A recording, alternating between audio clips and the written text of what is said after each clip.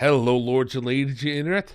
It is I, the King of Candor, and welcome back to episode 27 of the Council of Candor. Today, we are going back to finally finish this stupid video. The one that Joseph, now FreakyNanaya, has made on our dear friend, Mr. Rooney. Rooney's video, like we established before, for those of you who have joined us, welcome back. Those of you who are new here, this is part 3 of our takedown video. Since then, he has made a response video. It is quite bad. We'll talk about it in a second. But the goal of this video, just so it's clear to all of those who are watching at home and those who are maybe being responded to, let's say. This is not specifically us coming after you because we hate you for what you did to our friend Rooney. I do hate you for what you did to Rooney because you did such a pathetic job of it.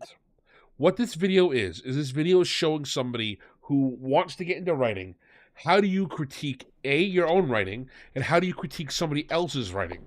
Because this video that Joseph made here is just being cruel and attempting to score points instead of giving criticisms. Constructive or not, I think you should be as constructive as possible, but even if you say, I don't want to be constructive, you should at least be correct in your criticisms. And that's why I decided to do this video, because both the subject being covered needs some help with his writing, and the person doing the criticizing probably needs some help understanding criticism. He also needs help spiritually. Yeah, definitely. So I'm going to tell you this right now. Joseph, I tried to watch your response video. I wanted to give it a fair shake and figured that you're going to have some good stuff going on here. This next part is just for you, buddy. That was the single worst response video I've ever seen in my life. That video made me ashamed to share this platform with you. You need to edit that thing and fix it up. Your audio syncs over our audio multiple times so I can't hear you. I know you left a comment explaining just skip ahead, but have some pride in your work. Okay? I know you could do better. I've seen some of your other videos. You do know how to edit decently. Am I not worth that to you? That's a shameful thing for here, man. You're supposed to, if you said in that video that Rooney's not the only person, he's just the stepping stone on the path to your power. That's fine. If I watch that video, though, of you taking down Rooney, and then you take your response to my video and your response, I'm going to be disappointed if I wanted to subscribe to you. You should feel ashamed of that. I'm going to tell you right now. You can, however, go back and read it. Also, don't fast forward through it. If you don't want to cover the points that we talk about, cut the video, skip ahead. You're wasting everybody's time. I'm going to tell you this right now. Also, you probably need to go back and understand reading comprehension, because multiple times throughout the video, your response video, you would get confused at a single point we had and become indignant at it. There's a clip that was shared on my server talking about how you got indignant about the harpoons and the loading of ammunition. I'm going to tell you, you didn't understand why we talked about that, because the section of the video we were talking about was about how you said they should have the weapons already loaded to shoot Godzilla. We were replying with and explaining to you how you don't keep weapons loaded, A. B, one of the weapons loaded was harpoons. You talked about the harpoons. Rooney talked about the harpoons. 10 minutes earlier, we talked about the harpoons. Okay? That is why we said, here's how harpoons are fired. Usually it's CO2 canisters. And once you've punctured a CO2 canister, you can't unpuncture it. That is why we said in the ammunition loading thing, when you load the ammunition for the harpoons, that you don't do that because in case you don't need to fire it. Now, this has all been brought up to be as clear as possible to you. I also wanted to give you a couple more notes back. I have 6 pages here, but we're going to go quick. First and foremost, the one that really, really bothered me, these aren't rambling thoughts. Our goal here is to cover you and Rooney as intense detail as possible. I wanted to give you both a fair shake, a fair shot, because I fully believe this script deserves to be taken down and talked about. I'm going to tell you right now, here's some inside baseball. I think Rooney, as much as he's my friend, has the worst take on Godzilla of anybody who's ever lived. It's fascinating how bad his takes on Godzilla are. But that does not mean that I'm going to let you sit here, and even though I would 100% agree with your opinions on how Godzilla should function compared to him, let you take it down in such a bad way. You also specifically had a problem talking about gods and religion. I'm going to give you some, again, extremely clear. Why was Buddhism brought up? Buddhism is the secondary, if not primary, religion in Japan, depending on the time. It is often overshadowed by Shintoism, which is the main belief. Regardless, though, it is also technically syncretic with internal Buddhism. So, that is why Buddhism is brought up. We're talking about gods. Buddhism, especially Japanese Buddhism, does have gods, demigods, kamis, all that stuff. That's why when we're talking about why Sarazawa brought up God, why he would. Second, the myth you're looking for is Kuniyami Yumi, which is the foundation and creation myth of Japan. You said you looked into it. You said you looked into Amaterasu and his parents. That's the myth. All you did was you read the opening part of the myth where it says the 5 gods who were created, and you read the closing part of the myth when he's adventuring through Japan. Amaterasu is the emperor. You had it there. I can give you a link to Wikipedia if you want. It's fascinating to me that it took me 40 seconds of trying to understand where the Japanese were created from to find the exact route to get to where I had been years ago when I had studied different mythologies. So, also, I really don't appreciate it when you speed me up when I'm explaining why you are wrong in your video, but you tend to let the video play out longer whenever you're criticizing Rooney. That was not a very cash money thing to do. I disagree with speeding up at all, but don't speed up just when we're talking about some of the things you were actually wrong at. It's okay to acknowledge things that you were wrong about, such as I will completely say, sure, I may be wrong about the nautical miles usage thing. I don't think I am, but if you were correct that you talked to several sailors and they said that nautical miles would be the usage, then that is fine. I will concede that point and we were wrong on that. And also, I don't care that you don't like Mahler's style. Suck it up, Buttercup. This is not a Mahler-style video. He tends to have a lot more of a laid-back attitude, and he comes, swinging at the end. I'm not going to do that. I'd much rather be honest up front and tell you everything that's going on as a reaction. And I know you think that the council here is going to make your video unfairly maligned, and it's just more of a gaggle of things going on here. This is probably true, at first, but here's the thing. We will cover your video in its entirety. We will give you a completely fair shake. And with 5 people here, most of which have seen this video in part or completion beforehand, we will make sure to not miss any parts of your video. Unlike you, who skipped over parts of our live stream response and specifically misunderstood and cut them out. That is why having multiple people is here. We also do not have the same opinions. I can tell you right now, me and Pag disagree on a lot of things, especially related to sci-fi and fantasy and some of the things. However, we both have a very core aspect that we share, which is the desire for more people to write and to do better at storytelling. That's why we're on the council together. It's very easy, man. That's the benefit of this council. I think that's all the major notes I wanted to hit. Okay. Hey, real quick. Yes. I also watched the video as well. There's a point in there where he claims that we hadn't seen his video, right? I think that was specifically me. I know. But if you watched the video beforehand. Hang on. I watched the video 30 minutes before this stream. He specifically said none of us had seen it. I'm going to call you out on that. I specifically didn't see more than 20 minutes of the first video because after I saw that, I realized I wanted to cover it and wanted to give my reactions live. However, most of the hosts and the other panel members had seen the video. I would say of the 6 people who were on the panel that day, 3 had watched it in its entirety, 2 had watched it in some aspects, and 1 was completely fresh. So your video was watched. I'm not just going to cover a video that I'm not positive that we're going to lose topics on. Because just like, a lot of videos do, your video we're watching here, about the 40-minute mark, you stop talking about this and you lose the plot. You go off into La La Land. So that's where we're going to stop the video, about then, just so you know. So don't worry, it's not going to be a full 50-minute coverage. Go ahead, Garble. Well, even if not all of us watched it, I think it gives a lot more differing perspectives on what exactly is being said. Like, it could be that as you watch through the video, you got to a certain point and just like, what the fuck was that No, fuck you! And then, as soon as you get past it, that thought leaves your mind, and then when somebody else comes in, it's just like they also have the same thought that you had in that moment, but it's because they came in with a fresh perspective that I can give that. Yep. So, okay. Yeah. Well, guys, listen. His fans know what he's doing, all right? I'm not sure they do. I think you're giving them too much credit. Bro, what fans? Taking a $1.50, I think you're giving them too much credit. There you with that one. Even if his fans are doing that, that's fine.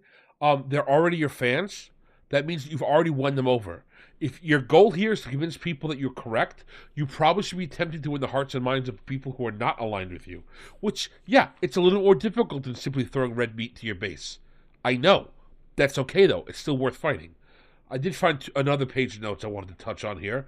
I will never agree with you when you say, I want to stop people from writing. That is, to me, a sin of what you just said there. You should never discourage people from writing. You should always encourage them to get better. Any goal at all, really. Yeah, it's I also even really think stupid. somebody as vile as Christian should keep writing and learn how to do better at it. I would much rather, in 20 years from now, have a redemption arc where we get to learn the actual good stories about Sonichu and actually can enjoy them unironically versus the shit we're getting stuck with now. Yeah. I also feel like it's a bit disrespectful that one of the arguments he brought up is just like, but he did so much work already, and he's already still shit. And I'm just thinking, like, you do realize that's he's young. You know, his debut. Picasso should have just given up because I mean, like when he started, he was shit. So I mean, just give it up. I mean, so true, so base. Like, arguably, he should just give it up by his own logic. He should give up video making because video made was very dog water. I don't know, Mr. Beast, PewDiePie, who even cares? Yeah. I'm just you're making me agree more and more. And start the video. I don't think we need to do any intense introductions.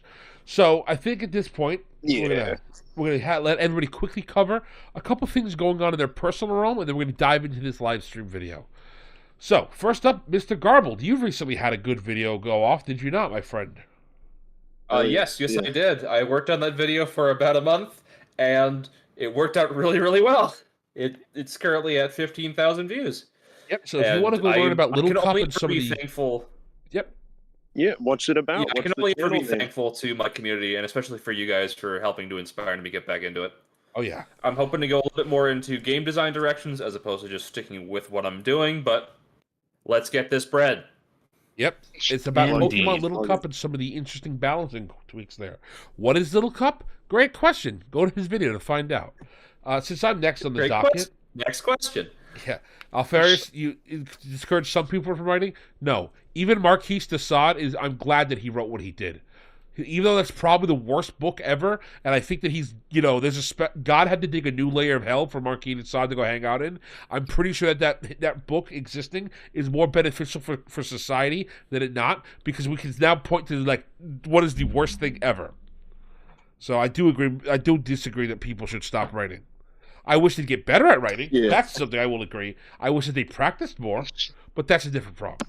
So on my front, I'm going to let chat know right now a little special thing. I've been cooking for a few months now. You guys know, those of you who watch my normal videos, it's been a while.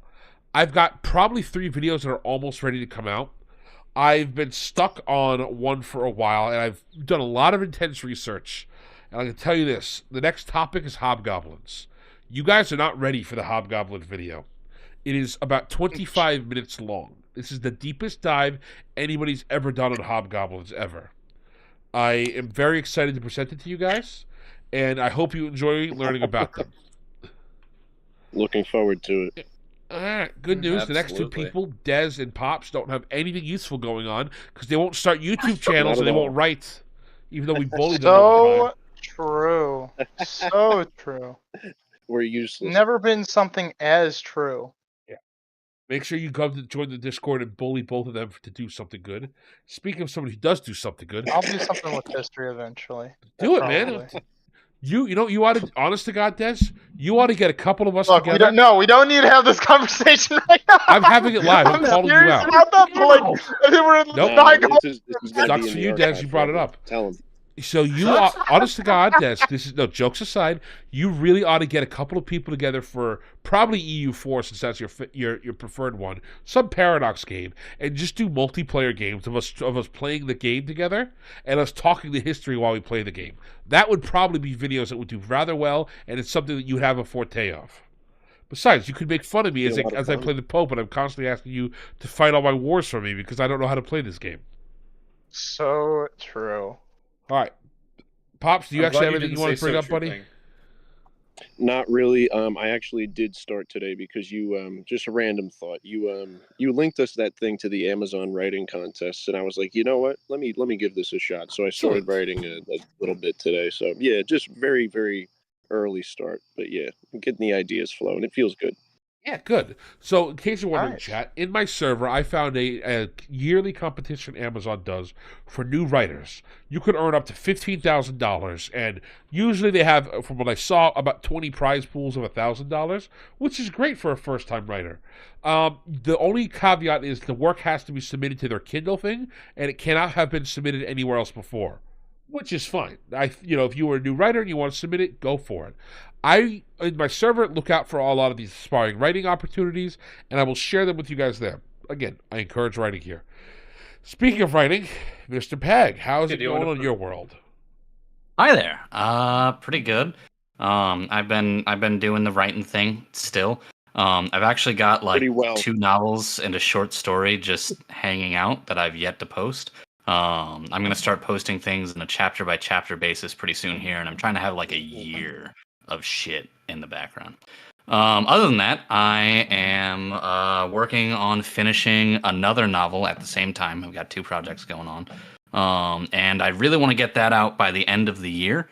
But let me tell you, this novel has just been punching my scrot, just absolutely holding me down and blasting me straight in the taint. So it's been very hard to get it done, especially when I have the other writing project, which is just a lot of fun to bang out. So we'll see. I'll tell you what. I'll tell you what. You show that to us chapter by chapter. We'll do an ESAP. We'll do every sentence a pause. All right. There we go. Okay. You know I it. can do it. All right. So, Yeah, with you guys that, will find it fun. I think that covers all the housekeeping. Let us dive in to Mr. Nakayama's video. Hell yeah. You get the point, right? It's corny. This is cheesy. Like they're going like, "Oh, Godzilla's the death god. He kills people and blasts people with his murder lasers. So many people are dead, and he kills people. He's the death god." And other people believe he's created by nuclear fission, and it doesn't really do anything. It creates like the whole art battle between, the religious people and the science people. This leads into the dumb stuff later, though, where he's like, "Oh well, here we go. Please, we don't need to fight anymore. We need to be unified. We're centrism. Rise above." Hang on. Let me say centrism. Yeah, question I had I for the panel forgot listening to about this. that one. Shut up. Listen. Question I had for the panel: is that centrism? Like, I'm not sure how to define centrism personally. You guys know I'm not very political, but he keeps saying like what centrism. he's trying That's to not define really as centrism. centrism is I like wouldn't the call that meme centrism. interpretation of, well, if one side Yeah. says that we should kill babies and the other side says that we shouldn't kill babies, then what we should do is cut babies in half, because then half of it will live and then half of it will die. Which is It's funny because the idea I got was that he's defining centrism as people who are like, can't we just all get along? Which I'm like, is that what that is? I thought they were like, that's like kind Garble of, said, like, the meme unsure. interpretation of centrism. That's the J-Reg interpretation, which I like J-Reg. His videos are fantastic. But his J-Reg comment is section really shows you good. how J-Regs stupid are most funny. people are. He's great, but there's a lot of stupid people No, in his I was comments just who just thinking don't on get my it. language speaking, but Yeah. yeah, like J-Reg is funny. Yeah, he's great, but like you go to his comments, you'll see people that don't understand the jokes he's making. It's fascinating to watch. But that's the idea of centrism, and this is actually not what the actual critique of this would be. Is actually internationalism. That's the actual thing of getting every nation to work together on something. Also, this is Godzilla. I'm pretty sure this is a threat worth calling up Russia. Just going on a limb here. For real. A walking Yeah. nuke lizard we've might got be some, worth saying, hey, buddy, old pal, maybe we should, work together on this one. Yeah, It's very terrible bad. people That for we've the had war. some 20-story tall lizard wrecking my city. I didn't If realize could get that you some were help here. such a flaming homosexual wizard. Or, jeez, Liberal. liberal. Jeez, kid, what the hell is up with you? I mean, you just know that's... But, yeah, I understand his attempted critique here. The actual critique is the fact that they're they're so immediately, like the first proposal is drop trout, ask everybody for help around the world. I get it. That's not the way they should, well, maybe the Japanese are a bit different because they have the unique situation of the military, but it's done very poorly here in Rooney's actual writing. What it should be is the actual give and take that you want with the situation is, you need help from people with Godzilla. You cannot stop Godzilla. You got to get help. But how much help is too much help? A great example is, and I'm not going to try to, screw it, we're getting a little political here. Ukraine. Or even better, let's go to Israel. Let's just make it the worst thing. Let's go to the whole podcast. No, kid, no! No, so I'm serious. This is easy. So watch this. So Israel right now is currently at war with several different states around it and having a civil war with Hamas. That's an indisputable fact. That's what's going on. Israel has several options with getting help from other people. They can do trade negotiations. They can ask for just assistance from allies. All these different things they could do, but those have a cost to them. Israel could win the war immediately if they just swore that they're going to all join Russia and ask Russia to come wipe out all their rebels. That is an option. It's a dumb option, but that is technically an option. That's what the discussion here in this should be. How much of their own sovereignty are the Japanese going to give up to the international community for the international community to come help them solve this problem? Are they going to cede the entirety of the island of Hokkaido so we can turn it into a giant military base to just keep bombing runs against Godzilla? Are they going to allow us to kick out all the civilians from the airports and destroy their economy? Or are they going to allow us to turn their entire island into a belt of nuclear cobalt because we don't want to risk Godzilla escaping? That's asking for international help. That's the problem you run into. How much help do you actually want from people before it becomes hurting your own society? That's where the real dichotomy is. Not should we get help or not. How much help should we get before it's too problematic? Yeah. Question regarding what Rooney's got here. There's no political discussion going on. We're just watching interviews, right? We don't know behind closed doors what the higher ups might be asking each other. I don't think so yet. Yeah. Yes, but I can tell you right now, if this happened, Sean Hannity's already going to try to find a way that we could, sell Godzilla some Raytheon shares. I promise you that if that was going to happen, and then we'd have people on Don Lemon would probably be talking about the rights of Godzilla. I know that's going to happen. Don Lemonless? Yeah, Don Lemonless will come back next week. Don't worry, we'll go back to the Ring of Power. Hannity sucks. Yeah, this is another case of Rooney. You should have gone into a little more detail to explain how we came to these conclusions. Yeah, and that would actually enhance the story. Only because you brought it up. Yeah. You brought up here that we have international communities coming on. That's great. If that's what you want to do, let's elaborate on it. This is a problem I see in a lot of other people's stories. It happens all the time where they touch on a subject that is unnecessary, that causes distractions. I'll give you guys a great example from my own personal writings. One of the books I've been trying to write is a war journal about a guy in my own fantasy setting.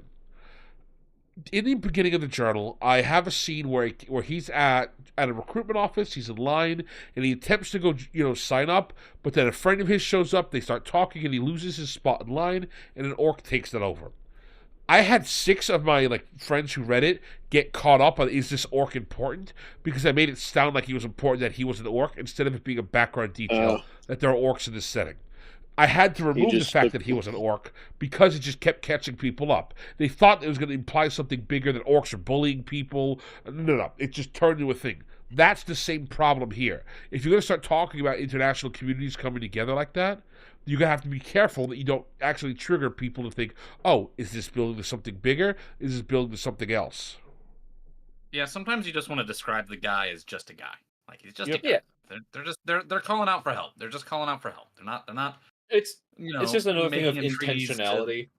Yeah, because as well as just have other people look over your shit.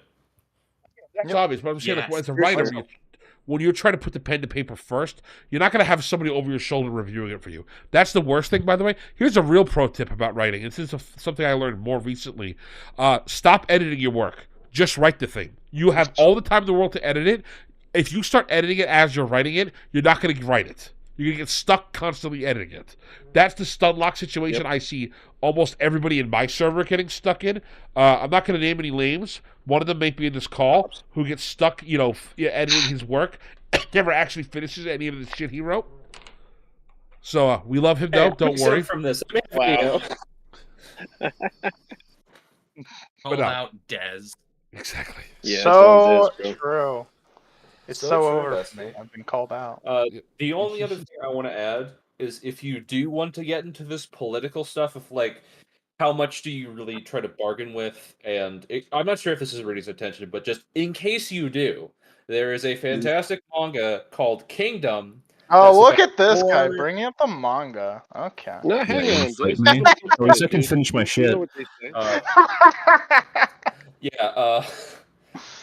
So just bringing up Kingdom because it's about the warring states of China and that period where it became where it starts to actually do the first unification. And there's a lot of talk about diplomacy and how much do you really give to try and get this help, and what kind of alliances do you make? That's all diplomacy is in real life, is give and take. Also, I want to call out AJB Production. I've read your messages, sir. You need so much help. I don't think Jesus can save you. I've seen your typos. Typos has an E in it, crap. right? Hey, Mercy. that's my man, bro.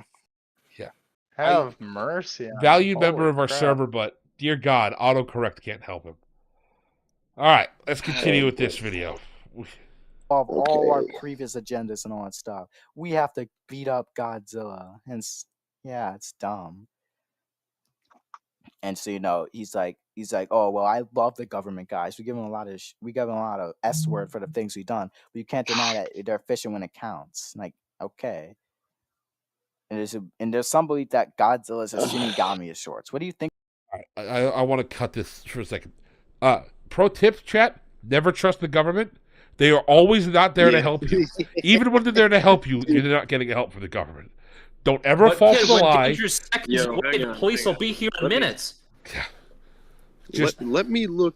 Where are we? 25, 30... 38. Let's go to a couple seconds before that. Rooney says, what does he say? The government gets the job done when it counts. Yeah. I It's know corny. they get One of the they get worst job done, lines. like only when it doesn't like matter. Really, like, it's the opposite. Yeah.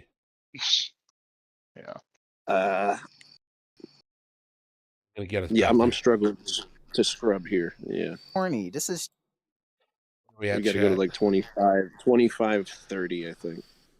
Just give it a second. cheesy. Let it Like cycle they're going through. like, oh, Godzilla's Once he the scrolls death down, god. we'll see it. He kills people and blasts people with his murder lasers. So many people are dead, and he kills people. He's the death god. And other people. Actually, I think my screen is stuck. Hang on a sec. I'm gonna drag it Again, back. now And then, we're they pretty got far. We're pretty far behind. Yeah, we're like a minute behind. Yeah, Oh, we're not. now we're we're- not- we were my at bad, 25, my bad. 38. Yeah, Now we're I got at it. 23, 20. people and the All right, so is everybody at 25:02 right now, or 03? Yeah.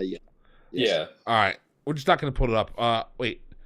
Actually, I think in a few seconds it's gonna show Science up when he scrolls down. this leads into Yep.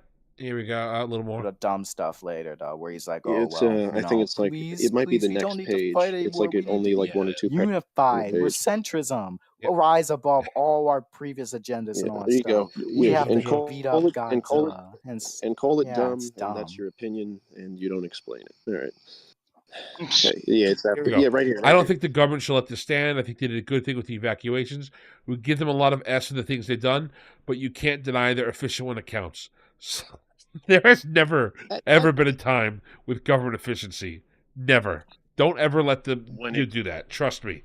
You're better off having your local communities and like local people you can touch and like talk to helping you with these situations. Okay. You need the government. Come on now. Never ever. They were really good at spreading crack in black communities. And they're going to give you tax money to Israel. rude. That's the other thing they're good at. So Very yeah. efficient. Yeah, you'll never find Think someone about give those poor as much billionaires in tax. those mansions. How are they going to be able to afford their slaves? So true. Oh, just yeah. Don't ever Anyway, trust this line the is government. kind of weirdly placed in this. It's very Just- oddly placed, It's kind of weird to be Yeah. in here. especially I don't because think no that offense. Rudy was trying to soapbox here. I think he don't is. Think that he was. I think he is because think the he is? Japanese love their government. Kinda They is. just follow everything over there. They jump off the buildings Yeah, they when the government do. tells them to. You know what? It's That's really true. upsetting. So like this would never come on Japanese TV. They would never be like, we should listen to the government. They have never led us wrong. This is like some Alex Jones psyop crap that you'd have to have here. Well, you understand, the geese, they're at the pond, they're free, you can take them. Oh. Hey, we said we're not getting political. Japan is Stop like it. extremely Stop it. supportive of their government, and they have a lot of national pride. To the point where I think it's like a 99% police conviction rate of like if you get arrested and then you go to trial, you are going to jail. That's China. Japan is 98%. Get it right. Incredible. Look, police are just really good at their jobs. I don't know what you guys are on. Yeah, it's just weird. In hyper-authoritarian countries, they're just great at solving crimes. The more free a country is, for some reason, they just can't solve crimes as well. It's a trill mystery. One day we'll solve this. Well, also, I believe, like, you know how there's, like, to the point of Japan is very conformative and they don't like confrontation. You know how, like, there's, like, black companies and shit? Yeah. No. I'm just trying to bring up the fact that a lot of Asian people, instead of being like, maybe my job's kind of fucked and I should try to do something else, they just kill themselves? Like, they're a little bit too like, oh, I don't want to cause an inconvenience for my boss. That'd be really bad. Better go jump off a cliff. Oh. They're very considerate in that way. Mm-hmm. Yeah, so, like, let's cut back to the happy they times. Don't do it during company time either. Exactly. So let's cut back. That to is the video, that is purely recreational. Yeah. And so, you know, he's like, oh well, I boys. love the government guys. We give them a lot of S word for the things we've done, but you can't deny that they're efficient when it counts. Like, okay. And there's some belief that Godzilla is a Shinigami of sorts. What do you think of that? And he's like, okay, hold on a second. Did Rooney just have this entire page blank for no reason? Yes. It was a creative decision. You have to understand. Yeah, no, this Rupi Kaur or House of Leaves. This is very high art. But yeah, Joseph makes a good high art. Come on. Joseph makes a good point here. Seriously, he makes a good point. Yeah, let's play what he has to say. Hold on. Oh wow. There's some truth to that, guys. This guy would not say this. Like, here's the thing. They would not let this on TV. They would not let this on TV. Even if this guy said that, even if he didn't like believe this. Like, they wouldn't let this on TV. They would censor this or leave it out. And then he goes like, yep. Yeah, there you go. It's exactly. You would never have something like that kind of instills that level of fear into your people. Of course not. All right. Yeah, they wouldn't just say, oh, yes, so we have failed. The god of death is here. Run for your lives. That's not... They're not going to let that on cable. It's literally like that's a SpongeBob joke, like when the clam escapes. It's like, everyone run for your lives. It's funny because that would never happen. Exactly. That's why it's funny. That's why it's a hee-hee-ha-ha chuckle. Yep. All right, hit play. Yeah, moving on. I got you. Do you have anything to say to people? And he's like, oh, yes, I do. The kids that died at Riot didn't deserve this. We're better than this. We need to stop trying to one-up each other in this game of which agenda is superior and stick to the facts. We deserve what happened to us. We need to redeem ourselves. We need to prove ourselves to both ourselves in a world that we can be better. I don't believe we can be better. Yo. Yeah. Did Rooney say we deserve? Wait, yeah. What did he say? So this goes back to the big argument I have with Rooney. I hate his interpretation of Godzilla. I really think that the poor boy was working on some stuff when he was writing this, going through some personal issues at home. You could tell, and I don't want to get into it more than that. It's not fair, but like, man, I just don't like this idea that Godzilla is this judgment from God. Yeah, literally a biblical archonic like figure. Yep. Okay. I'm halfway expecting him to quote, what is this? The story of the flood. I will not destroy the world again with water. I will destroy it though with Godzilla. Oh my goodness! Shut up! Shut up! He would do something like that. Shut up! Actually, shut up! Don't talk to me. Listen, I hate that. I hate that you even said that. Let me tell you something, Des. This is the word of advice for all the aspiring writers out there: is good writers imitate, great writers steal. Yeah, so that would true. be just a direct quote. True. Just stand on the shoulders of them giants. Yeah, by the way, you don't even have to steal from the greatest people. That's another pro tip for you writers. If somebody had a great idea and they wrote it terribly, such as like almost every sci-fi movie that's ever come out, you could steal that and rewrite it. One of the greatest films ever made is John Carpenter's The Thing.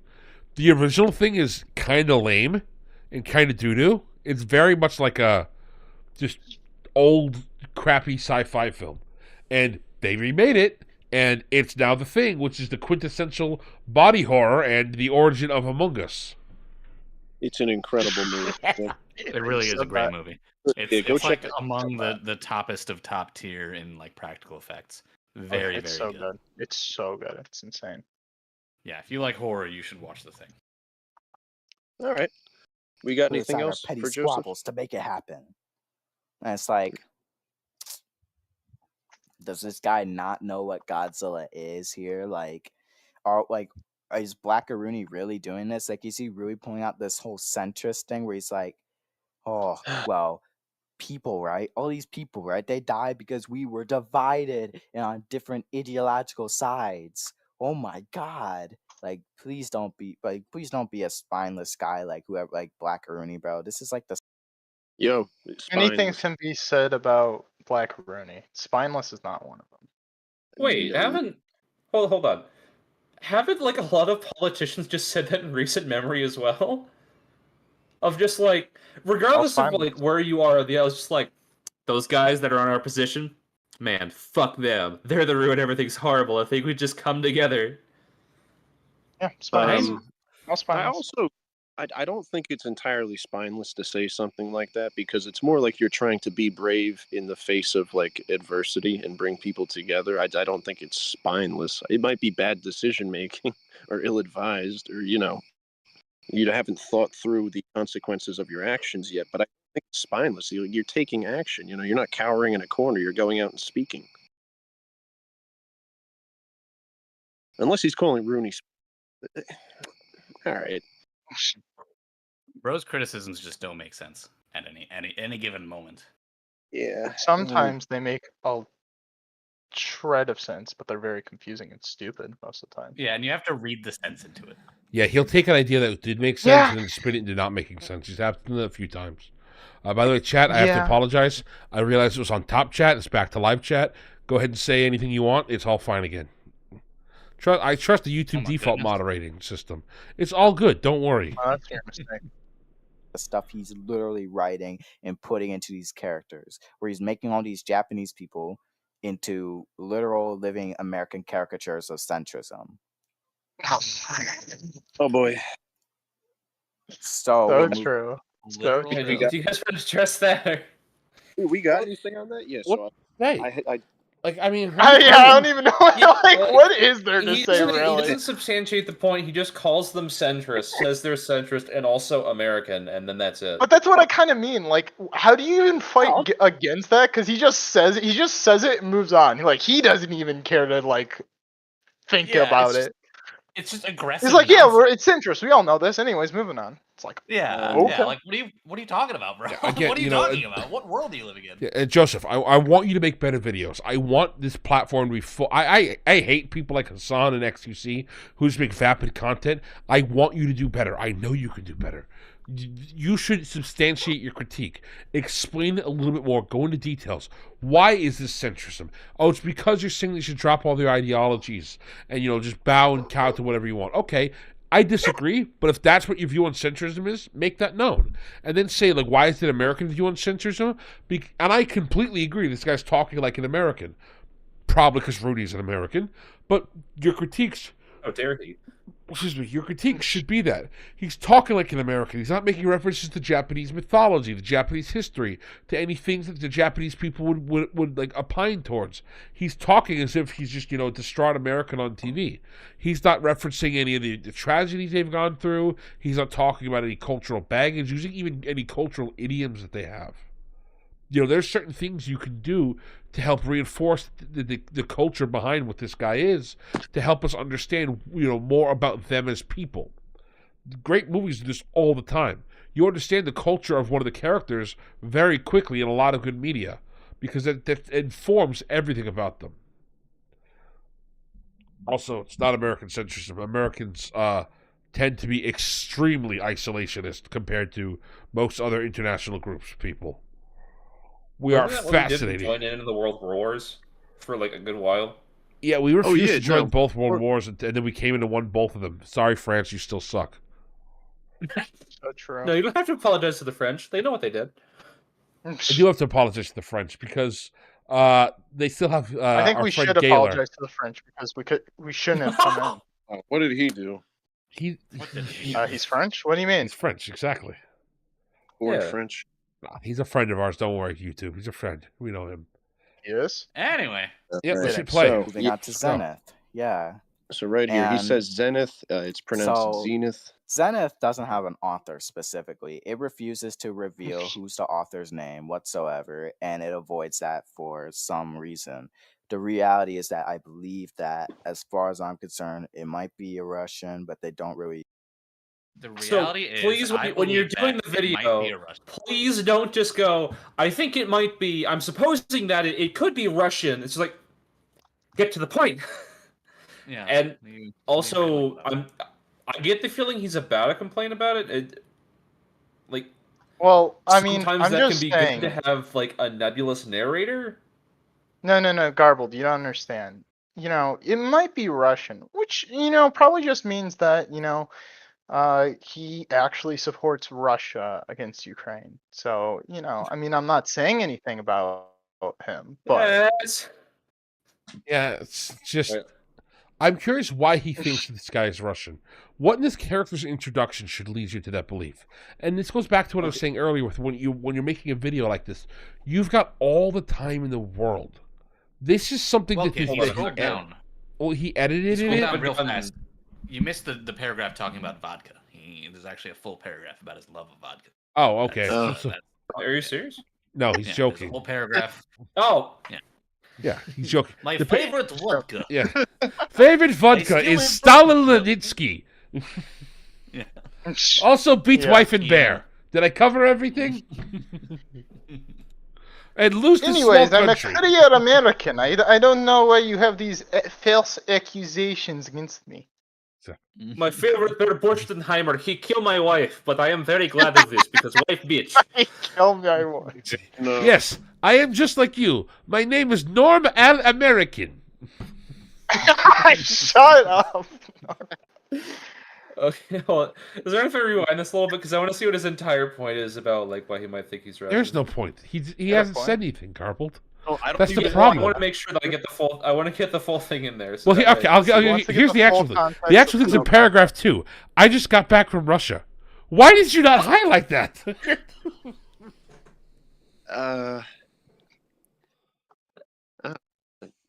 You see that, dear diary? Well, You know, I've been no. here in ages. Paragraph 2. I just got back here from Russia. Joseph, Well, why is what that not did the it- thing you point to when you're No. like, I think he might be Russian? Oh. I just got back from Russia. Shit, but if he just says that he got back from Russia, wouldn't that imply that he is not himself right?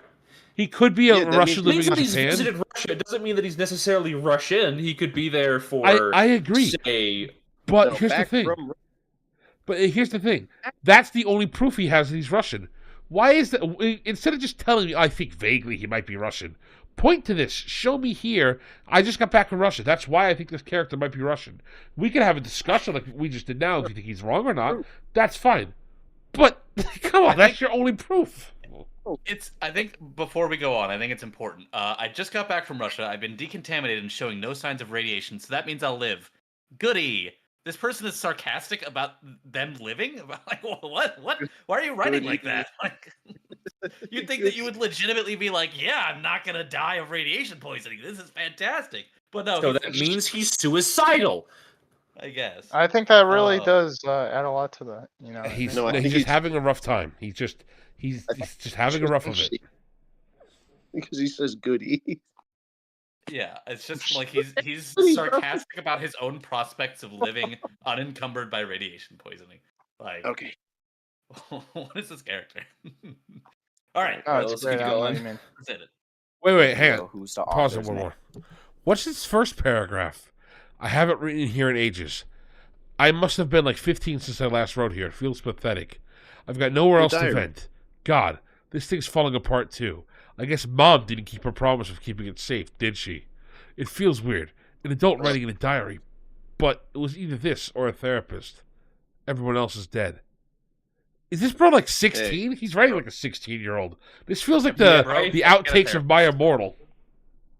Dude, shut up. I was going to say something about that. I was going to say something on this. And then Harry and Draco Draco kissed, but they were goth.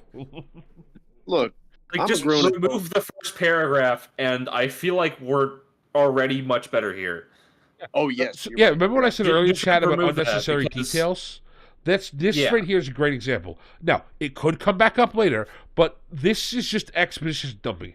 You could even start with I haven't written here in ages. I just got back from Russia. That's all you need to know what's going on here. Not, I need a therapist, everyone's dead, thanks, Mom. You don't need any of that stuff. Let's cut the fat. Yeah. The plant worked fine, these people were just incompetent, and we should have been able to account for what happened next. So now I'm saying it was our fault for even luring that thing. I'm sorry, is this guy trying to say it was the Japanese people's fault for Godzilla? Based. Oh, hang on. Where does it say that? Third paragraph. The plant worked fine. These people were just incompetent, and we should have been able to account for what happened next. So now they're saying it was all our fault, even luring that thing. Yeah. What the hell you mean? I'm sorry. I don't think anybody would blame anybody if Godzilla showed up. That's not a thing that happens. People are like, oh, you should have known about the 300-foot nuclear lizard that lives in the basement of Earth. Gosh, idiot. How do you not know about Godzilla? What kind of lizard? Nuclear. He's not a... Oh, wait, my Pops, let me help you. A knuckler. Name whatsoever, and it avoids that for... I want to read. I knew keeping the plant active was a bad idea. Several nuclear power plants have fallen to the same fate as Tokai, and its government's too stubborn to realize what to do next. I tried to resign, but the union contract I signed didn't let me. I suppose that's what happens when you precipitate a decision, such as working in a plant. Suppose Mom was right about that. What? I'm sorry. Rudy, No, it's what great. the hell is going on here? No, it's genius. Shut up. Okay, so hold on. So you know that you want to leave from your job, but you have a union contract, and you're sort of like, well, guess I'll risk the radiation. I'll see you guys Monday. Yeah, dude. How are you this loyal to the union? Yeah, Look, the man. union can't force you to work. The union, the unions are the opposite of that. Actually, they allow you to quit. The whole Look, union the thing. union's got a grip on him. You don't understand. Just an iron problem. grip. Also, I'm It's an glad that his iron mom grip. was a total, jerk for not keeping his diary, but she was totally right about joining the union. Oh, gosh. For some reason. The reality is that I believe that, as far as I'm concerned, it might be a Russian, but they don't. Still all this Russian thing. I still have dreams about it. I still see it in my gaping maw smiling at me. I still see its gaping maw smiling at me. I don't know why I decided to keep it. It decided to keep its gaze on me. He had what he wanted, all the power he needed. I was already out of the plant. He could have killed me, but he didn't. He just stared at me with that smile. That awful smile. That Draco goth boy smile. I hate it. Nothing that big or powerful should have a smile that eerie. And those red bloodshot eyes, they were way too expressive for my tastes. Why did it stare at me? Who did his eyeliner? Why was it waterproof? Why? I don't think I'm going to die. At least not yet. But just in case someone finds this, I think it's worth recanting what happened. All of these contextless complaints won't do anyone good.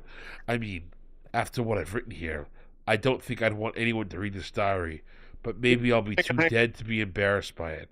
Who knows? My This is Chemical a similar Romance is on issue the to what we radio. had earlier. Oh, no. This is a similar issue of just like... This is... Oh, no. Sure. Let me point this out. So Pops. one of those sentences, it says all these contextless complaints won't do anyone good. Why wouldn't you just say none of these contextless complaints will do anyone good? Like, what is he? Come on, Rune. That's a clunky ass sentence. No, it's great. Yeah, he just needs to redraft. Fucking backwards. It's none. You're talking about like a negative quality. Like it's none of them, not one. And you say all, and then you say they won't. It's ugly. But yeah, no, don't let me do that, because if we do that for every sentence, we'll be here for 17 hours. Yeah. By the way, Yeah. chat, I'm going to let you a little spoiler for those of you still watching. I am thinking about ripping off Creepcast with these guys one of these days and forcing them to experience some of the, let's just say, best of internet horror stories for a Halloween special. If you think Dude, that'd be fun, chat, let me know. That'd be so much fun. That'd be so much fun. We won't get through half of one. No, we won't. No, we will not. I think that No, we will not. I think we can just start reading Not a chance. 2-sentence horror, and we won't get through those. Those would be fun. Oh yeah, they'll rip off Hemingway. Yeah, big shoes. All right. All right. Sentence horror. Terrible. All right. All right, Jack. It's backwards in the video. We're almost done. I don't really tell you. I don't know. But, he was one of the nuclear physicists at Chernobyl. So sorry. Yes, he was a nuclear physicist at Chernobyl. Where do you see that? Yeah, I hate it. Nothing that big. He literally says he's one of the nuclear physicists at Chernobyl. He says that line for There he is. line. I see it at the bottom. So this guy, okay. Really? So now you went from he might be Russian to I 100% know he's Russian. He worked at Chernobyl. This guy cannot be anything. He could also be Ukrainian, sure. At best, you can say he's a Soviet. Commie block. Ugh, disgusting. Mm-hmm. Shout out to Eastern Europe. Eastern Europe. That's where Poland is. That's why Dez has got his special name. I love Poland. Yeah, you come join the server. I promise you have to read his name twice. It's not the first thing you think it is. Look, if people misunderstand my love for Poland, that's on them. The man in the suit. Oh my god. They were way too... Okay, so I understand that he has a man in the suit video, but also if I haven't seen that video, I don't understand what he's complaining about here, and I feel like that's a bit of a problem. It's a problem for his video. You know what? I also don't know. Like, you don't have to start from ground zero and being like, wow, this is just like Man in the Suit, which is an internet horror thing. Like, it's analog or visual horror or whatever. Like, you can just be like, oh, this is a similar situation to Man in the Suit, where the red eyes symbolize X, Y, or Z, and it failed because X, Y, or Z. Here's what it is. The Man in the Suit thing, this is why he was saying this, is because this is Rooney giving Godzilla human aspects. That's what the Man in the Suit argument for Godzilla is. People naturally gave Godzilla more humanoid aspects because he was a man in a suit, instead of viewing him as a giant lizard.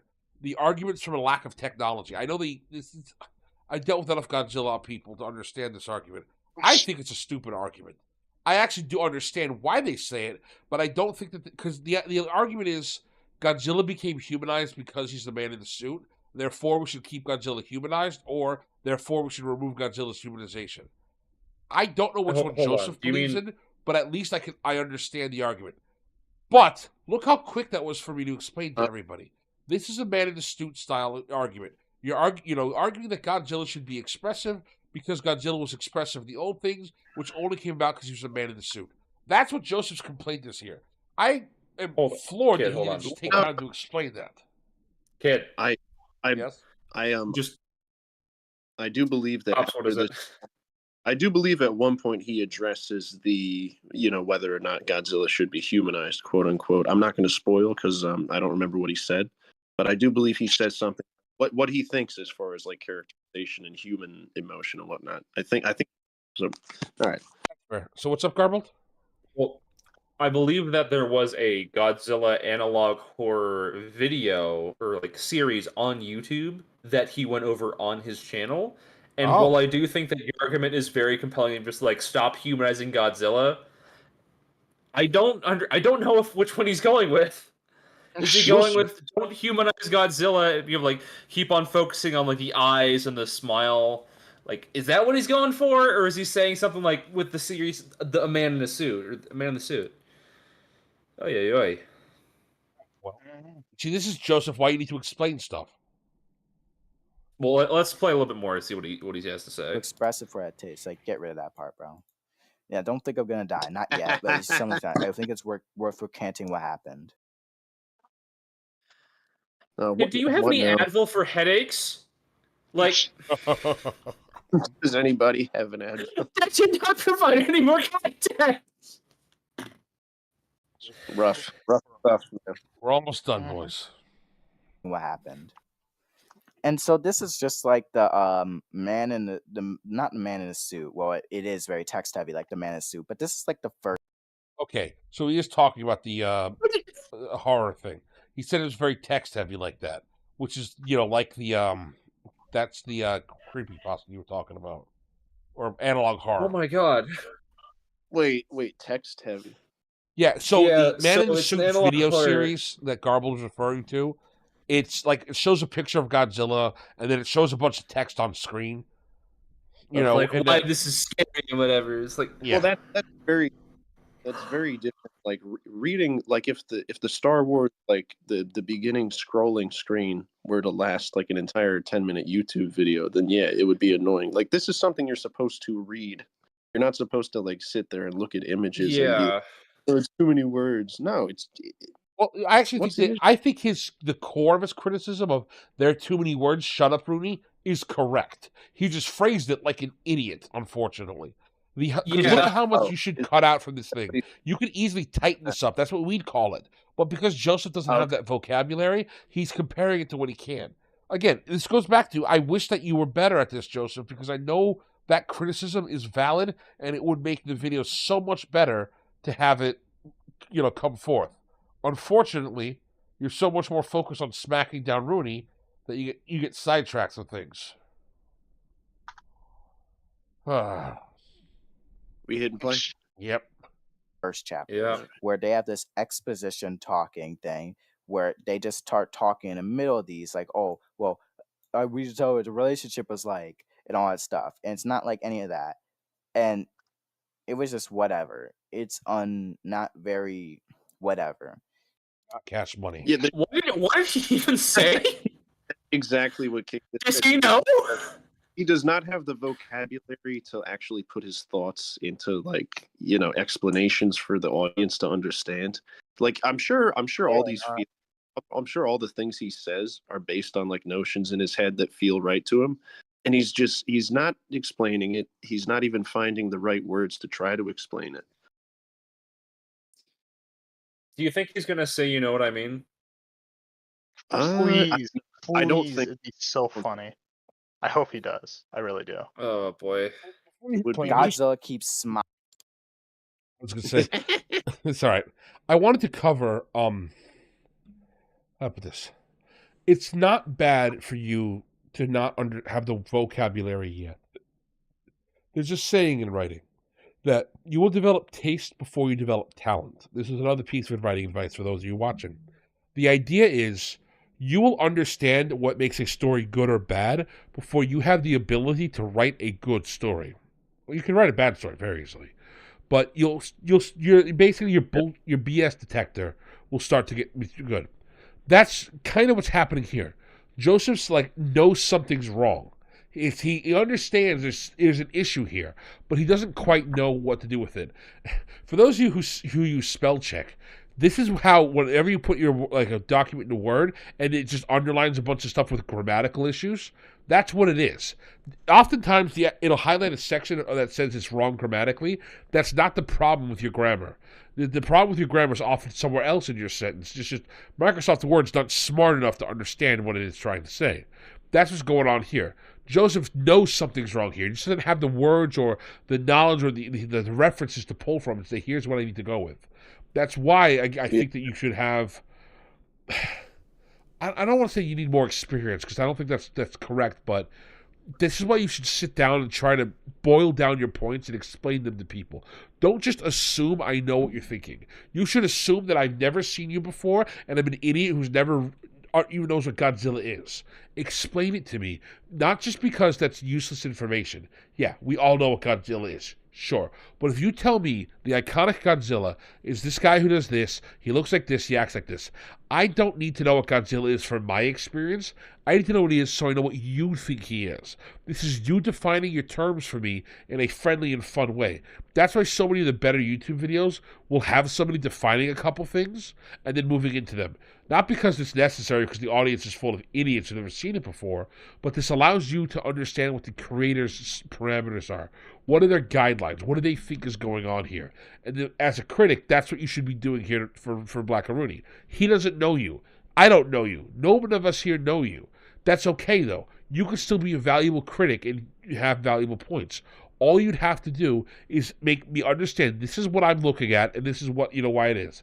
That's why, even though I think he's wrong a lot of the times, and I think EFAP's numbers are completely off, EFAP is a very valuable tool because they're telling you we are only worried about the logic and the way that the story flows logically. And if that's the only thing you're concerned about, and that's the only thing you're criticizing, that's fantastic because you know that that's going to be the part that they're really wanting to follow through on. So take that criticism to heart. Whenever EFAP would criticize something, you don't have to immediately now hate the thing they're criticizing. No. Sometimes the things they're criticizing, like Deadpool's a great example. I haven't seen the new Deadpool movie. I don't know if it's good or bad. I've heard it's good from some people. I've heard it's bad from some people. I know EFAP didn't like it. Okay. They didn't like it because it had a lot of logical breaks. But perhaps as a comedy movie, you're more willing to forgive its logical breaks than they were. That's fine. That's up to you. But that's what I wanted to go with the criticism here. So, yeah, it's about managing expectations. Yeah, that's the same reason why. Yeah, why I think that certain people, like Joseph, apparently, like he said before, that the -1 fight in the last podcast said was not good or didn't work. I think it's just it's based on people come into it with expectations. Like we were talking about, here's why people buy tickets. And Rooney, he like I said, I think this is the wrong franchise to try and be the whole logical consistency obsession with, because it's not the thing people come to this franchise for. Not just that, but you have to have so much suspension of disbelief to get into Godzilla to begin with, that where you draw the line is very difficult. Yeah, you're just kind of choosing where you decide, and it's just kind of silly, I mean, I had a discussion with Rooney at one point where he was seriously like, "Oh yeah, no weapon can kill Godzilla," and at that point, it's just like, okay, well, nothing makes any sense then. This whole reality, you can't just apply any logic whatsoever to the Zilla universe. So it kind of gets to no true Scotsman. No true Scotsman would ever date a loss outside of his home country.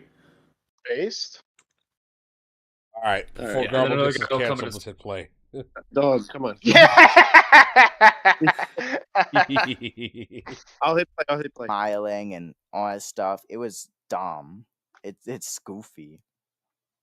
It's not very fun to open. And the things that they see is 300-meter Godzilla. Godzilla's 300 meters, by the way. 315 meters to be precise. That's right. Nobody tried to shoot him, and why? And nobody is oh well, nobody saw it apparently. Wait. Didn't they expressly say that they tried to shoot him earlier? Did they not say that? Yeah, the I thought harpoon they gun expressly stated. This goes back to the whole reading comprehension thing. Dude has the reading comprehension of a blind, drunk, deaf cocker spaniel. Hey, it's not fun. It's not good to make fun of the illiterate. Okay, as a very famous illiterate, as anyone who's in the server will know, join the server. I think it's very discriminatory that you're right now making fun of the illiterate. That's my take. Doing it too. No, we know. Anyway, to be fair to Joseph here, I mean, if you've read this far into the story, we're on page 31 here. See, your brain might be a little fried. That's true. That you ain't wrong. You're not wrong. That's the other thing is, something that AGB brings up. Joseph, this is a recorded video. You can move away and come back. It's okay. Take 5. Go get a Coca-Cola. Come back. And with a fresh take, come back to the part of the video you're at. That's totally fine. That's the benefit of recording your videos. That's why I tell people all the time you should script your videos. Now I get it. You shouldn't script every video down to the T. but even the best people will have bullet points. When you're going through this thing for Rooney, like I can show you my notes if you ask me to, Joseph. When I quickly went through your secondary video and what I wanted to talk about, I had bullet points written down of every single topic that I wanted to talk about that got brought up and what time they got brought up in the video. It took me 5 minutes more than the time it took me to watch your video. As I watched the video, I took notes, and I just went back, and as my notes got filled up, that was what I was going to base my response on. That's all it is. You could do it, man. I know you can. You could very easily take the notes and compile some sort of rough script and know the points you're going to hit. So you don't get caught rambling and hitting the same points over and over, and you don't get caught with a situation like this where you complain that guns weren't fired when we had an entire discussion about the fact that the caliber gun couldn't exist at the time that they had fired at Godzilla.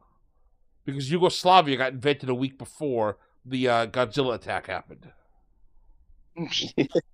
Also, I got 6 pages of notes as well, but you're going to have to wait until I'm famous and you can look them up in the archive. It'll probably be somewhere in South America, but someday if we get to that point, I'll let you know. Do you have connections there? Pops is actually Bolivian. Well, his grandpa, his grandpa always loved. He always talked about how much he loved that place, so he wants to. Was his grandpa native, or did he come in from somewhere else? No, his grandpa I was think a he native was not native. No, it's okay. Pops' grandpa was a native Argentinian. He had a weird mustache, though, almost like a toothbrush. I'm not partaking any like, further this in is this conversation. insane. Like, is Godzilla like some specter or something? Because like the story doesn't make it clear, and that's fine and all, but like Godzilla is 300 meters. He's 300 meters. And it's whatever. That part doesn't matter really. It's just there and it's dumb. Like I want to play off this really soon. Just it's much more of like he doesn't understand the vocabulary, and I have literally no idea what happened in chapter 4, and he's like chapter 5. Yeah, let's just move right on. Yeah, I do have to say it's very funny that he is like, this is so bad. Anyways, let's move on to the next topic. Yeah. It's like I don't have anything to say about it other than bad, do not like, unhappy face. Unhappy face. Let's continue. Inframundo is chapter 5. I don't really know what these words mean anymore. Okay. Okay. All right. Be quiet. All right. So, what I've got in my notes for that exact timestamp, the 2904, it says he goes Inframundo. I don't know what that means, and it's like, well, then why are you getting on Rooney's ass for using Google Translate? Beyond that, that might be a little bit of a nitpick as far as watching him and nitpicking him, but in my personal experience, if you have any familiarity, I do speak Spanish. This is a Spanish word. It means underworld.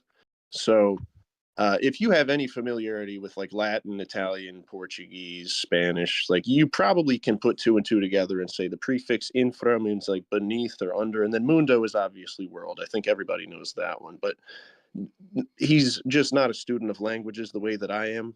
My critique on Rooney at this point is, Rooney, why are you writing a Japanese-centric Godzilla story in English, and then you're just sticking a title in Spanish for your chapter? Like, are you trying to sound smart? Like, pick a different word. Don't write in Spanish. There's no Spanish-speaking character. Rooney speaks Spanish. You could just put underworld. Characters. You could just put underworld. It's fine. Right. Mm-hmm. You're yes, exactly. But yeah, that's so just so you guys have context, because God forbid Joseph explains what the title means. It's only a video he spent time editing and working on, and I made a joke in the early parts of the video. Did he edit this though? Did he? Yes, because there was an edit that was made where there was it jumped for a second. We thought we called it out. By the way, I just want to say right now, Rooney, the title that you're actually looking for is Naraka, Naraka, which is the underworld and purgatory in Buddhism. That's closest enough to what you wanted to go to. I know this because that's technically the over hell for Buddhism. We talked about this in the last video, but there's literally a hell for pregnant women who died giving birth. There's like 95 hells in Buddhism. Some of them are absolutely wild. So Buddhism is very neat. Yeah. So just your critique should be, Rooney, don't use it like Pop said, a Spanish word. There are Japanese words Japanese cultural touchstones for the same concepts. Wait, so the Buddhists they segregate their hells? Yeah. Oh, they're hyper segregated. Separated. Wow. Yeah. Like it is segregated and a by lot of them class. are very interesting. Yeah, they're segregated by class. They're segregated by like if you're a man or woman. They even have different racial hells. But like the racial division's weird. It's not what you'd expect based on like Western eugenics. They got some weird stuff going on in Buddhist hells, and they have hells that are certain punishments. Like if you're a monk who sins, then you're like. Your legs get chopped off every day for a week, then you get to go to heaven. What if you're a woman who dies in childbirth? You spend 10,000 years boiling in blood. It's like that doesn't seem compensate at all. Yeah. If you kill an animal for sport, for just for fun, and if you kill an animal to eat it, it's two completely different hells as well. Yep. And you have to like be killed by every animal that you killed, which is very interesting. Hold on. Huh. Killing an will to eat it will end you in hell? Yes. Yes. Yeah. Why? Because Why? Because they believe in reincarnation, because of and that's yes. a being who has just as much moral value as you do. Because Yeah. of like the karmic. That makes sense. Okay. Also, you can burn off your karmic debt other ways, such as donating to the church. Or doing nice things. Don't be totally cynical. Yeah. You can't. Yeah. Anyway, We also have this really cool thing called indulgences going on. No, we're finishing this video. The idea Everybody, that shut up. 40 minutes is We're never pointless. doing this. It's so over. More, but we'll continue. So, 16 power plants were shut down the world and 7 were destroyed. Gojira was in random patterns attacking, and the Japanese military, they would call it the Japanese defense. Wait. I'm sorry. So far, only 16 plants shut down throughout the world, leaving 7 that were destroyed. That is a conceptually broken sentence that needs to be fixed. You're absolutely correct. Yes. It's just listing details in a broken way. I'm not sure exactly what he's trying to say here. Does that mean that 9 were shut down voluntarily and 7 were destroyed? Does that mean 16 were shut down voluntarily? I think what he's saying is 7 plants were eaten by Godzilla, and then after the 7 were destroyed, only 16 plants got shut down for the entire world. Yeah. I think that's what he's trying to say. But hard to say. That needs an edit for clarity. There might be like it might only be like one word that he needs to change. So far, only 16 plants shut down voluntarily throughout the entire world. Leaving no. It should be like instead of leaving, it should be like while, while 7 were destroyed. Yeah, either way, that sentence needs. I do want to quickly reply to Minecraft World saying, "Excuse me, what?" One day I'll make a video on the Buddhist hells. I know you're confused about that, buddy. They are wild, varied, and scary. You think Dante's Inferno with all the crazy punishments, except that there are brand new ways. And just as AJB says here, if you invent a new way to lose karma, you get your own special hell. That's the thing in Buddhism. If you find new ways to sin, you get your own special hell. Which means I fully believe Christian would have his own hell in Buddhism. I believe he will, and it's not going to be good. No. Force. Anyway. Was requesting urgent assistance from any other countries available. The United States have sent some of their best fighter pilots and tanks to the battle. He said spider pilots? Just let him go. Spider pilots, that's horrific. No! Spider-Man. Did deal damage to the creature. The creature was also showered with napalm, to which Gojira did take damage. You're telling me the U.S. Army in this time period just sat around and said, let's go throw some napalm at Godzilla. There's 300. Okay, yes, that is something the U.S. Army would do. That is something the U.S. Army would do. The Japanese requested urgent assistance. I'm sorry, the Americans love blowing stuff up. Do you know which nation you live in, sir? Like, Trump. I think you need to remember. Asphalt. Yeah, just remember in 2020, in 2018, Trump dropped like 4 Moabs, which is the mother of all bombs, because they were expiring soon. He could have just dismantled the bombs and let us reuse munitions. No, he just dropped them and said, whatever part of Afghanistan they're in, drop it. We'll make peace later. Let's level everything first. Yeah, and like, he's the least warmonger president we've literally ever had. Wonderful. Yeah. I do. I have that timestamp in my notes too. He goes, "Oh, they really would use napalm." Yeah, like Pag said. I got here. I go, "Wait, well, what else would they use, right?" Because he Why the can hell absorb. not? He can absorb nukes, and also, you think a drone strike is going to even like give him a scratch?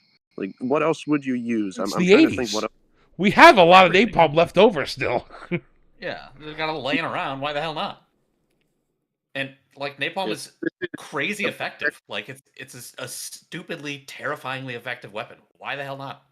And this is also like bordering on existential crisis for humanity, right? That's the point of the story. Yeah. So Also, yeah, just we're not. throw everything. I mean, this isn't even boring. It just straight up is an existential threat for humans. And it's also one of those things where, just from a logical perspective, you know, I'm not a high military mind. I think Pag's probably the most militarily minded of anybody in the server. When we first talked to Rooney, he said Godzilla is pretty much bullet resistant and bulletproof. The first thought we is, okay, then drop napalm in his mouth, let him suffocate. Because here's the thing about napalm. Yeah, it burns you. That sucks. But for something like Godzilla, maybe it doesn't even burn his skin because he's radiation resistant. Fine. It takes away and melts all the oxygen. He still needs to breathe something. He still has something for his lungs to inhale. So now you've got fire in your lungs. That's going to hurt. That's not fun, as we say in the business. So yeah, napalm is a pretty good thing to drop on Godzilla. Yeah, Also, if hang you on. do it long enough, can't you suffocate him? Yes. Yeah, I don't see why not. That was one of our discussions was, I guarantee we have enough napalm to suffocate Godzilla. Mm-hmm. Oh, all right. I think he but yeah, to clarify, the most military-minded guy is actually Blowfish. So you guys got to tune in on the last. True. Yep, that's You got to fair. watch He him. literally is in the military. He is. So And watch so the is last. Rooney. Now, yeah. Shush. Meter tall animal. Wow. Wow. It's Wow. Is that it? Wow. That's it's it. not it has to be parody, Person, but it's wow. not parody. This is Blackarooni's dream Godzilla story. This is his Bro's voice story that he broke. wants to. And I he wasn't gonna blew mention up it. all the fighter planes or whatever. I like, wasn't it's gonna not even mention it. good, bro. Yeah, also just Pag confirming, like, yeah, he just sort of says stuff. Yeah. He really do just be saying Justifications for stuff. chumps. Yeah, Yeah. where he's putting words on paper, boy. Yep. Yep, sure is. Oh. Hey, yeah. All right. And I got to respond to that all the So then they go like, Ham. So Blowfish and CQ are both the most military minded. However, they're also smart enough not to talk to Rudy about Godzilla, unlike Pag. That's true. oh well, we're gonna drop a nuclear bomb on Gojira and then kill him or whatever. And they're like, can we use the SAR bomber on Godzilla? Like, we're gonna use the SAR bomber on Dude. Godzilla. Why It the should. fuck would you not? Yeah. What do you mean? Why? Yeah, did you? You No, literally. why? I don't understand. Yes, Yeah. why? Of course, why? What do you mean? Sorry. It's This just thing's like, gonna light the where is atmosphere on this fire. Let's comes drop it. to I'm down bed? for it, man. Like, why would you not? It's a 300-meter tall lizard. It's gonna kill everything. You better do it. Like, you better do something. Obviously, he's characterized that his intent is destruction, and like he's like satisfied with himself. He smiles after he like kills people. Like, yeah, you're in danger, bro. You gotta take out the big. Sorry, guns. if the 300-meter tall nuclear lizard was smiling and jerking off as he killed me, yeah, we're gonna drop every bomb we have. We're gonna invent new powerful bombs to drop on him just to show him what for. Mm-hmm. Why is this even a thing, bro? They're gonna drop the SAR bomber on Godzilla and it doesn't work. You know, like this whole lab. Oh Oh, here no! we go. This poem. My favorite part. Does he my cover the favorite poem, part. Pops? Yes. The Let faction it play. chapter, Let it play for a right? bit. It's literally Let just him like cook. the SAR bomber dropped on him, right? And it didn't work. So basically, Godzilla's standing in the ruins here, and then you have really bad slam poetry. Yeah, hang on. Oh, Yeah, that's quiet. Wait. This is not slam poetry. This format is called an elegiac couplet. It's an old Greek format. That's not to say that it's any good. Rooney clearly doesn't know what a dactyl is or how to use one. But like, I give him credit for trying to write poetry. But like, yes, it sucks. It really is like egregious to look at. So this is going to be fun. Does anybody know what labefaction means? It's an archaic word that means deterioration or downfall. Yeah. It was used in the 1600s mostly. Okay. Yeah. Take notes. It That's fell all I out of have to say use. about it. All right. Yeah, it's basically out of use now. They used a lot in the 1800s, 1900s, yeah. In a lot of the Christian apocalyptic literature. I think I know where he got the word from. Okay, continue. I got you. I'm sorry, but I'm gonna have to read this, and this is awful and unbearable to actually go through. So here we go. Here I stand in the ruins of man. Woe to them whom I smite out of unabridged. You know, at least he used whom correctly. He did. You gotta give him. You gotta give him the whom. Your biggest pet peeve has been satiated. Oh my. Hang on a second. Some of these rhymes are a little bit interesting. No, that's what I mean. That's why, like the whole thing with like he No, doesn't have this- like really. Are you sure this is What not is a it, like, Shakespearean sonnet? With God, this please, is please. It'd be so fun. No. It's I called, want it. It's an elegiac couplet, but like that's based on the old Greek format, I believe. No, but the reason I think it's a sonnet from Shakespearean sonnet is it goes A B, A A B B, and then it goes A B A B, right? That's weird. Oh, does it? No, it doesn't. Hang on. No, it doesn't. Look at the It's bottom. AABE. Faith, quaint. All of Faith them are and quaint AAB. doesn't rhyme. Faith and quaint don't rhyme, but I get faith and wraith rhyme. No. Stained and came are a slant rhyme. But before that, it's entirely I'm sorry. I'm talking about the woe to them, ye with faith. All your prayers go quaint. In the night I'm a wraith. Wraith and faith rhyme. And I can tell down there it ends in INT, whatever the next word is. So it goes AB, or AABB, AABB, AABB, and then ABAB. Is it supposed to switch up in this thing, Pops? Is that how it's supposed to work? I really don't think so. No. All right. Well, all poetry is gay anyway, so fuck this. Well, the reason I bring this up is some of these. Again, I'm not trying to insult him. Some of the words Rudy's used so far are a little bit lower in the vocab tier, whereas some of these rhymes are something that you wouldn't normally pick, like stained and came. That's not something you normally would rhyme together. However, I do like stained and came together, though. I'm gonna be real. Stained and came, they go. Those are words that go together in my mind. I fully believe it. However, this is something an AI would rhyme. Oh no! Do you think? I do like. Oh no! The accusations come out. Oh my goodness. Ooh. That's the thing. Like that's why I was curious because again, I've salted the earth, stained the blood with their dirt. That doesn't rhyme typically either. That's weird. But you could see how with an AI knows that that's a rhyme you could make if you say, I have salted the earth and stained the blood with their dirt. Like you could rhyme it like that if you're speaking correctly, which is how an AI would rhyme. Whereas I don't think Rooney would rhyme it like that. Let me. I don't even hate that line. I don't either. That's what I'm saying. Because the thing that threw me off is, here I stand in the ruins of man. That feels like way too poetic. No, and that's also why who would be used correctly. I wonder. We could never get him to admit. We could never get him to admit if he did, though. I actually disagree. I think it'd be fairly easily to get him to admit. Yeah, just ask him. Like get him drunk? You think he would? No, just ask him. I don't think you could. I don't even think you need to get him drunk. Do not. The next time I send him a letter, I'm gonna ask him. I'll be like, bro, you gotta tell me. I have to know. Yeah, I got to know, bro. Should play. Did not write that shit. With their innards I've stained all their roads as I came. Footsteps thundering loud. I wasn't gonna say anything. He stained their I have salted the earth, stained their blood the dirt. He needed to rhyme that one. All right. So his issue there is salted the earth, stained with their blood the dirt. Rooney, the inclusion of their actually makes that sound clunky. Like if he said stained with blood, I have sailed the earth, stained with blood the dirt. That flows smoothly. Stained with their blood the dirt. That sounds clunky. If you took out It would Well, be here, that. Pops, you got to read it. You got to read it again. This is why I think it's a Chat GPT thing. Read it in the way that the sonnet would be read aloud. This is again why I was asking for Shakespearean, because Shakespearean sonnets are meant to be read. I have salted the earth, stained with the blood the dirt. Like that's how it would read. It flows a bit better when you're saying it. Shakespeare's very famous. His poems suck when you try to look at them lyrically sometimes. But if you say them and you exaggerate things, you can pull it out more.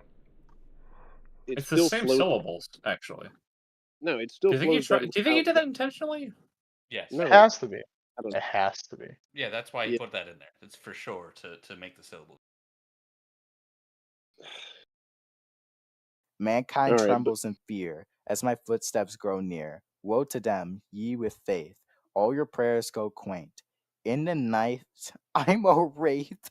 I make your cries sound faint. And then we go back All to your A, B, gods B. Look shut at this. their ears. Even they're It's a struck with weird fear. change in the middle. They've abandoned you all. What On is you going my on? rule befalls. Your sins smell quite putrid.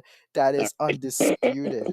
Brody They definitely wrote stack to that the part. heavens with an odor so felon. This is like edgy Bro did Dr. not cook. Seuss, bro. You can smell sins. My arrival is nigh. You can Your smell my wrongdoings sin. make him hurl. His kingdom is now mine.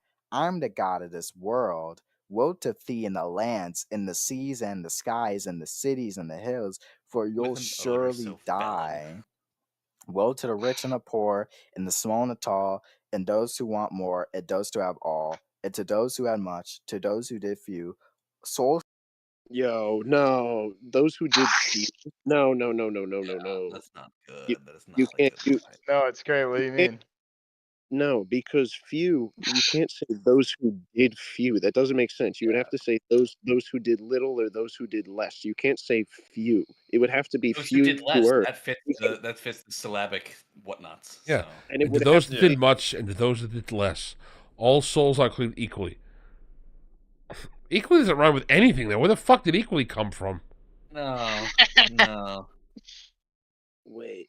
No, so now he's doing A, B, C, B. It's not a consistent rhyme scheme at all. Yeah, it's just all over the place. Wait. Maybe it wasn't written by an AI because I feel like an AI would have done a better job. No, Rooney definitely no. Rooney definitely wrote this stuff because I remember Pag and I had a discussion with him briefly in a certain server where he says like, "Does anyone know how to write an elegy, or what do we know about elegies?" And I was like, "Why are you trying to write?" Oh. You remember? And then Pag said poetry is gay, and I had to define an elegy for Rooney and talk about the couplets, and he really let me down with this. What do you mean? All This right. is great. It's perfect. Oh yeah, my bad. It is great. Wait a minute. No, hang on.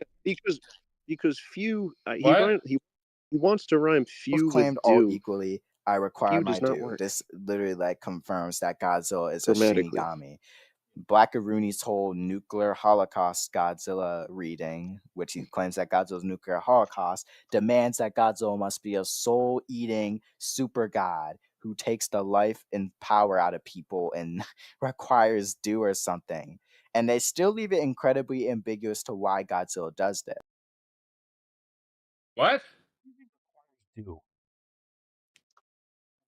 Yeah, I also feel like what's confusing me is that it's just like, oh, but his interpretation so much about like Shinigami. Like, doesn't it kind of fit though? Of like, I understand that may not be your vision for Godzilla, but at least he's trying his best to be consistent with what is being given. Of like, he's a Shinigami and he's like claiming all these souls, and then he has this poem, which is obviously from Godzilla's POV, about how he's killing everybody and claiming their souls. Yeah, so the whole thing about being he requires his due is like the implication that he's some sort of like biblical force of punishment sent upon the sinners to take their souls. Yeah, I think that's what he's trying to get at here. Yeah, definitely is.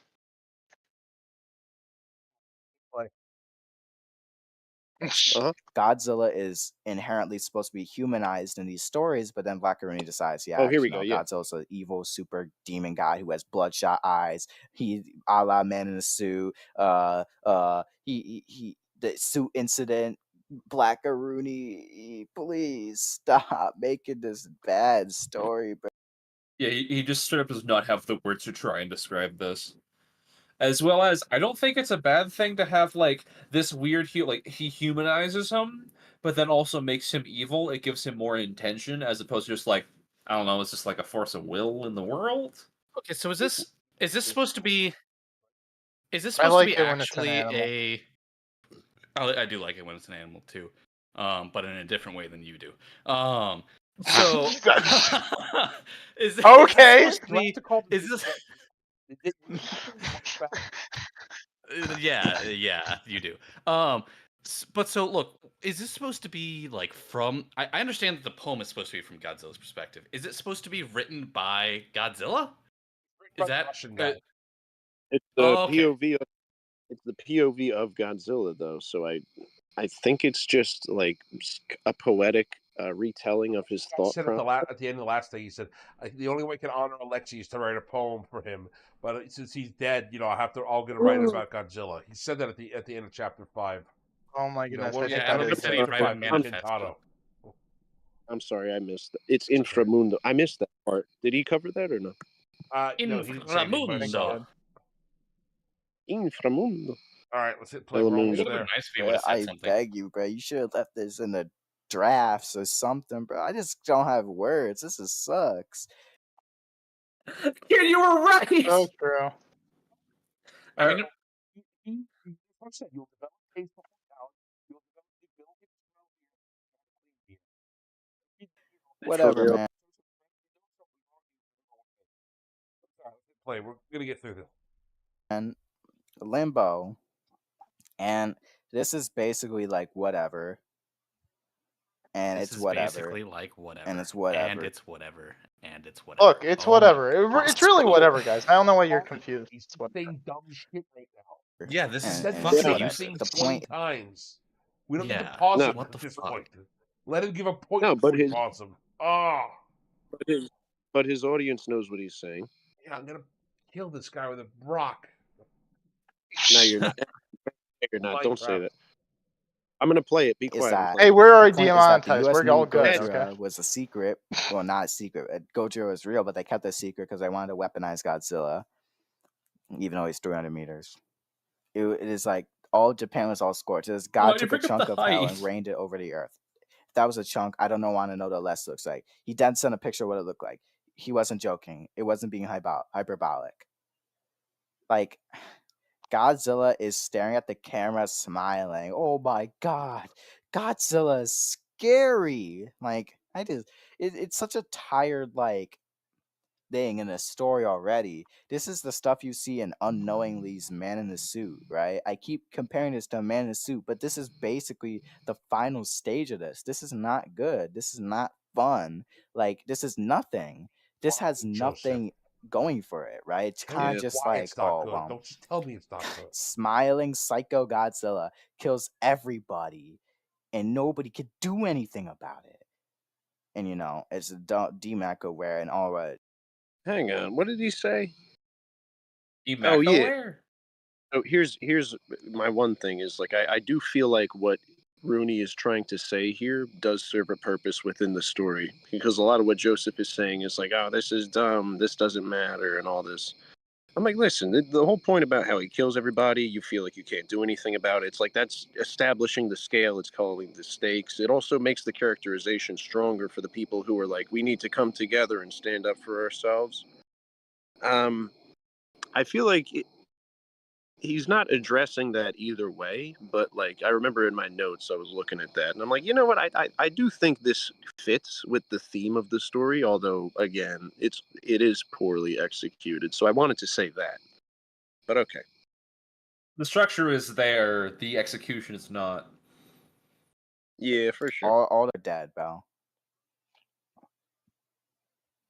It's all dead. Like, I don't know. That the heat would fry us alive. Her dad start praying. Like, okay. I just realized something. If we're stuck here, then what's the point? If I mean, I've always wanted a little brother. I was happy to get that too. But now, what's the point? Nobody's getting out here. Resources are depleted. And we're stuck between risking it all and coming back to the surface or staying here. We'll eat each other. I think I understand it by now. Matt?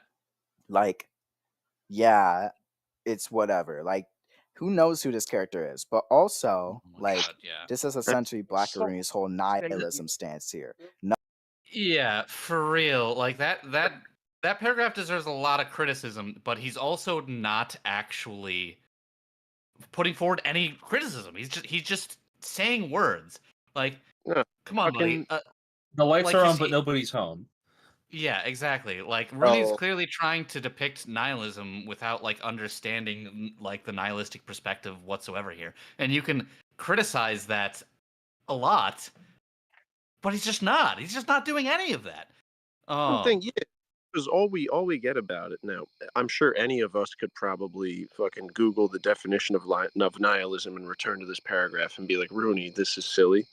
But all we get from that he's like, he highlights that it's like the theme of kind of nihilism versus hope / like optimism and human spirit. And all he does is call it dumb and not say why. And he calls it centrism. And I'm like, That's do all you know? he ever does. He's just like, oh, it's dumb. It's like, please, you could actually say so much about this, but you just, I feel like for there is whatever a way reason, to he just.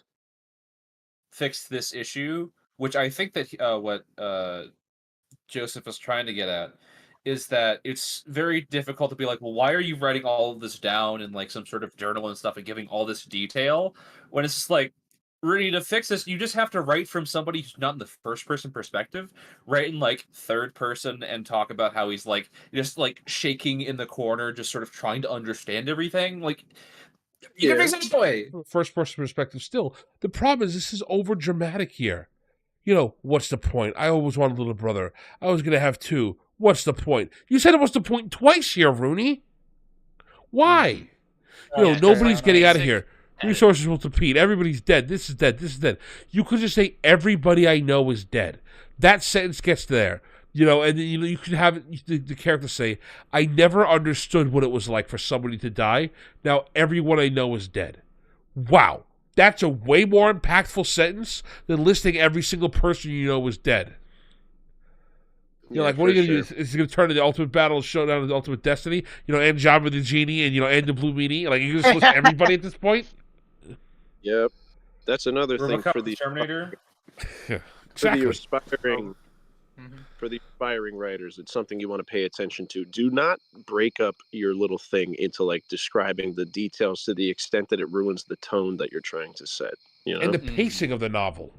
The pacing is Right. super important here. This is a kid or character who's at the end of his wits. He's depressed. He's convinced nothing's going on. He should be terse. He should be matter of the fact. He should be talking in like fighting words and struggling to understand how his emotions are. Not just The this intensity. The intensity is, it kind of gets, like I said, it gets broken up. We're not quite feeling what he wants us to feel. Yeah. All right. Nothing matters. Godzilla will come for us all, and it's over. This is the nihilism and the centrism stuff that come full circle, right? Where he has like this whole, we need to work together forever, abandon all stupid ideologies and all those thoughts that you have against opposing viewpoints. We need to come together as one. Nothing matters. But if we stick together, we'll win or something. And it's bad. He's like, we'll buy a Ferrari. And it's all dumb, bro. And he's like, gotta be a way to minimize What the are pain they as gonna buy? possible. I'm an idiot. What does that make me? God, I hate that only thought crossed my mind. Maybe I should make this. No, it stays.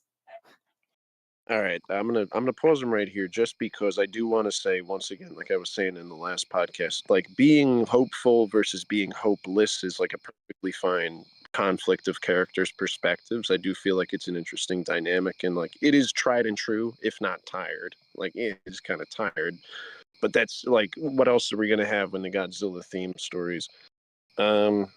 If Rooney, like, I don't know, if he made a continuation of this story and focused on that topic a little more with like, not just found footage and weird stuff like that, that's kind of unjointed, I do The think big he could. problem is, like you hit it on the head earlier, Pops, there's no characters to counteract at this point. Yeah. Everybody speaks the same depressed, everything sucks, end it all. Nobody's fighting for anything, nobody's pushing on. Like you said, you need to have the optimism a little bit in the character. Even if it's a depressing situation, somebody should be putting on a positive face. Okay. Yeah, I agree. Yeah, I think that was the point you were getting at. Was I wrong? Nah, you're right. No, you're right. The great point you just made, that was actually my point. Any great points you make, that's actually my point. I was gonna make it. Anything but bad Des invented. I actually talked to Des before this. So he's been very kind of like subdued because there's been probably half a dozen moments so far where I'm like, oh, I remember Des said that, and we keep jacking his flow, So Exactly. We just keep stealing all Des's points. That's why he sounds like an idiot. We steal all his smart ideas. So true. Okay. Poland sucks. No. How could that creature exist? Why not us? Why did that be us? Never been there. Wrath thirst, all that stuff. There's also a bush on the back. Godzilla kills them all. So the last part of this chapter is the best part of the story. But before we do that, I would like to talk about Blackarooni's strange soapbox in this. So okay, time out. You're telling me beforehand was not a soapbox. I am terrified. Also, I love that James Brody. You're not ready for this. Great name. I'm pretty sure that's the character from Far Cry 3. I'm 90% sure it was Jason Brody and his older brother. I think his older brother was James Brody. So I'm very glad that we're playing as Far Cry 3 man here. Great game. Would in fact not kill all my friends for the tribal lady. She's definitely evil. I will save my annoying girlfriend and move back to LA with her. I don't know, kid. I've seen some of the things you said would too. So I mean, okay, you go play Far Cry 3. As great as it is to how do I put it? Consummate your relationship with Citra. She's a very not nice lady. So that's all I'm gonna say. No, I know that. But look, what if people are into that? Kid, I've seen the people you've said I can fix her. Okay. I could fix Citra, but I already have a nice girlfriend, so we're good.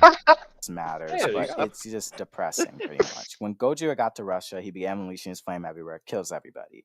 The world's superpowers fall, and that kind of... At this point, 2 of the greatest world superpowers have fallen. The economy took a massive hit.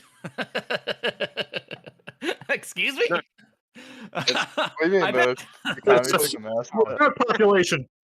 Yeah, Yeah. there are only 2 superpowers. America and Russia. 2 superpowers. He said China. The guy skipped over, but I've been reading it. It killed China first. He actually calls China the greatest superpower in the world. That's so funny. Rudy, I'm sorry. I gotta critique you. That's a very modern American thing. China was like the dirt poor bunghole of the world until the 90s. Yeah, Nixon opened it up, and it took a minute for that to. Nixon opened it up, and then in the 90s, when Clinton put them in the World Trade Organization, and they literally paid just more of our tax dollars to build factories in China to help Chinese people out, and that's what kickstarted their economy. Yeah, let me tell you something. I remember because I'm still, I'm younger than some of you guys. But recently, not a decade ago, not even, I don't think more than 5 years ago, in community college, it was debates in political classes and world history classes about whether China was actually first world yet, and that was That's interesting. It's because all the manufacturing started getting outsourced only in the 90s. Yeah, or at least on a big scale. Yeah. At this point, at this point in history, they are barely figuring out how rice works because they killed all the sparrows and the locusts ate all their plants 30 years ago. No, the sparrow thing was a great idea. I know what you mean. That was a genius. It was a great leap. Yeah, it was definitely a leap somewhere. Shut up. Shut up. The economy takes a massive hit, and no, the economy is eradicated. And everyone's dying, and people are consuming everything. But this is the goofiest part.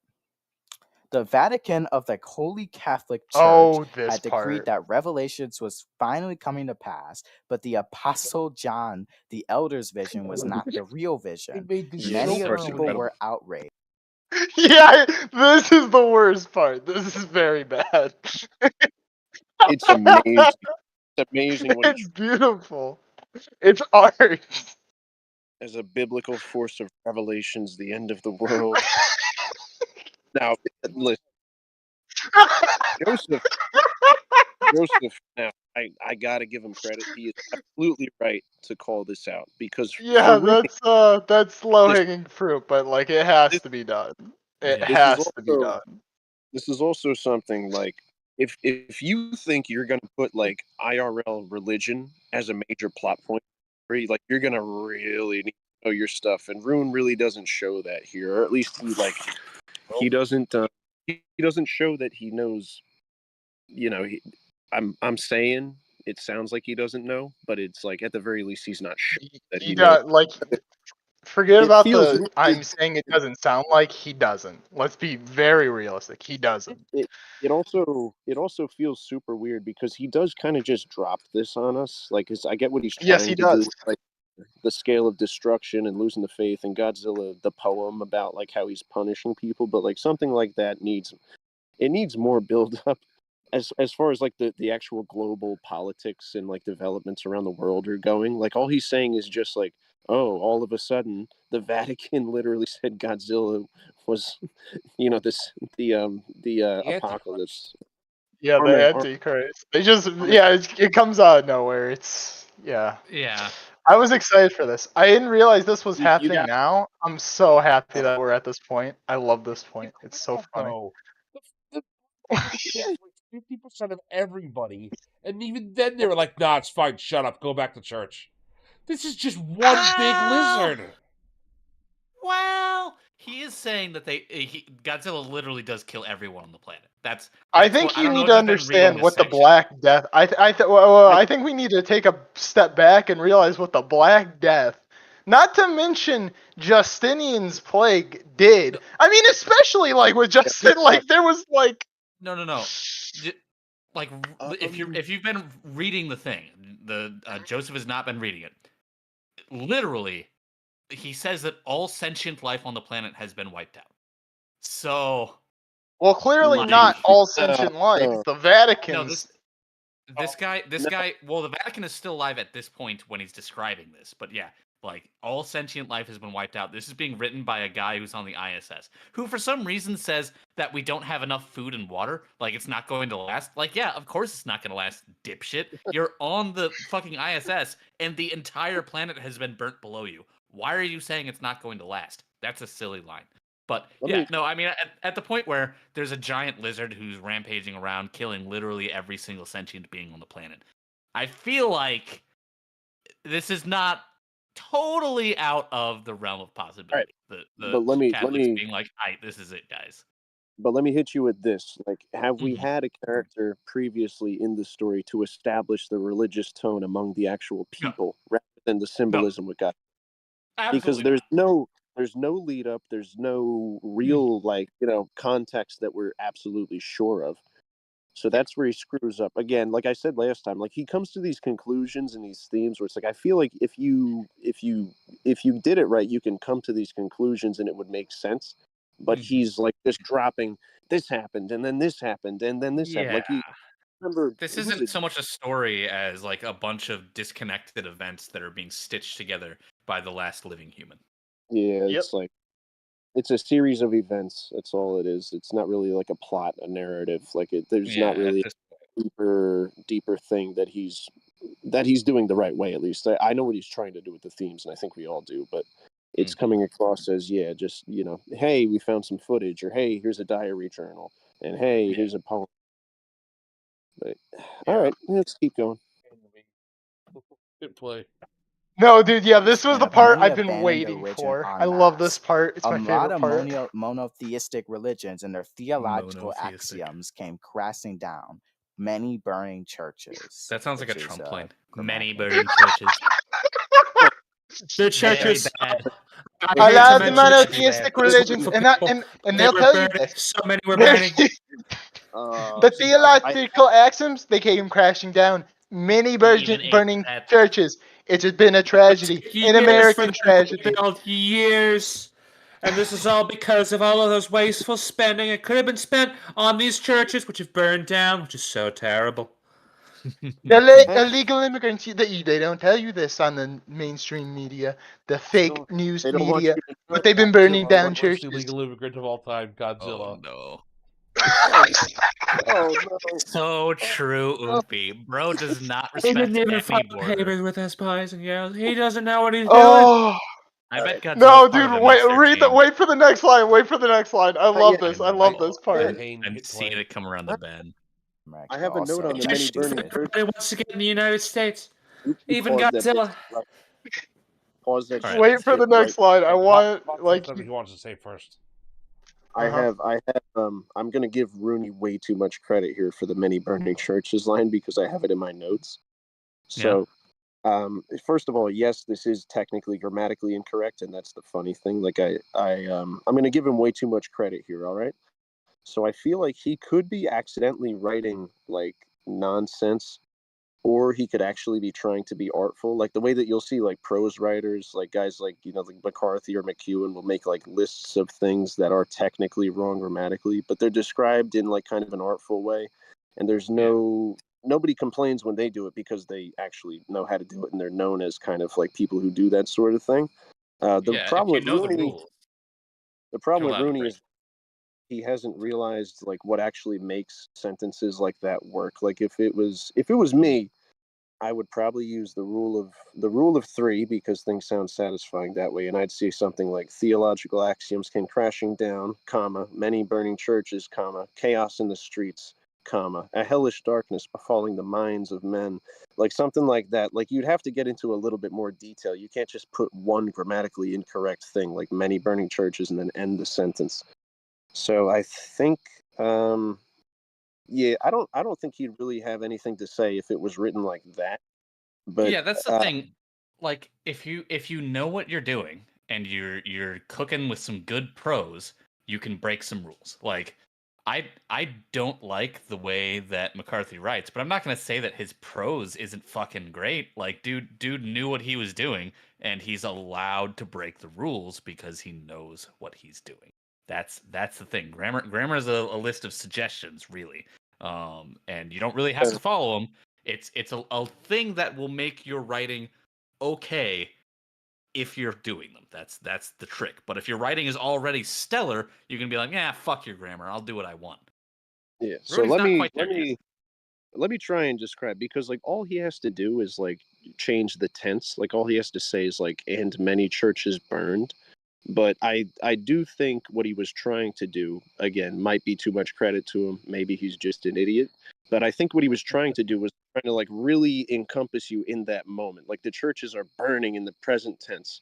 There's many burning churches, and you look around and you can visualize these things happening rather than seeing burnt out destruction already. You're actually witnessing the world burn. But again, I feel like I'm giving him way too much leeway here, and he needs to do something with that sentence. Yeah. Yeah, it's just another one of those things where he needed to go through a second draft or a third draft. He needed to redo this. Bro needed to taste his cooking. For real. You always say, yeah, the whole read your work out loud. Like, please. Yep. Really important. It's good for the flow. All right. We got anything else? We can move on. Yeah, let's hit it. I want to see so much for papal supremacy. That's so no, funny. dude, I People love believe it. that the It's Pope so was- great. Yeah, it's Rudy. All right, let's hit it.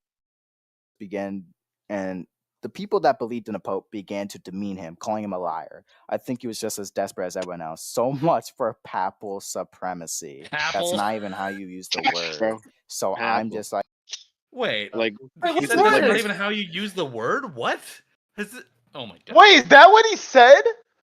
Yeah, you let me hit it back 10 seconds. That is what he said. You can go back if you want. I was too focused on Rooney's line. Please tell me he didn't say him, that. calling him a liar. I think he was just as desperate as Wait, everyone wait. else. So much for papal supremacy. That's not even how you use the word.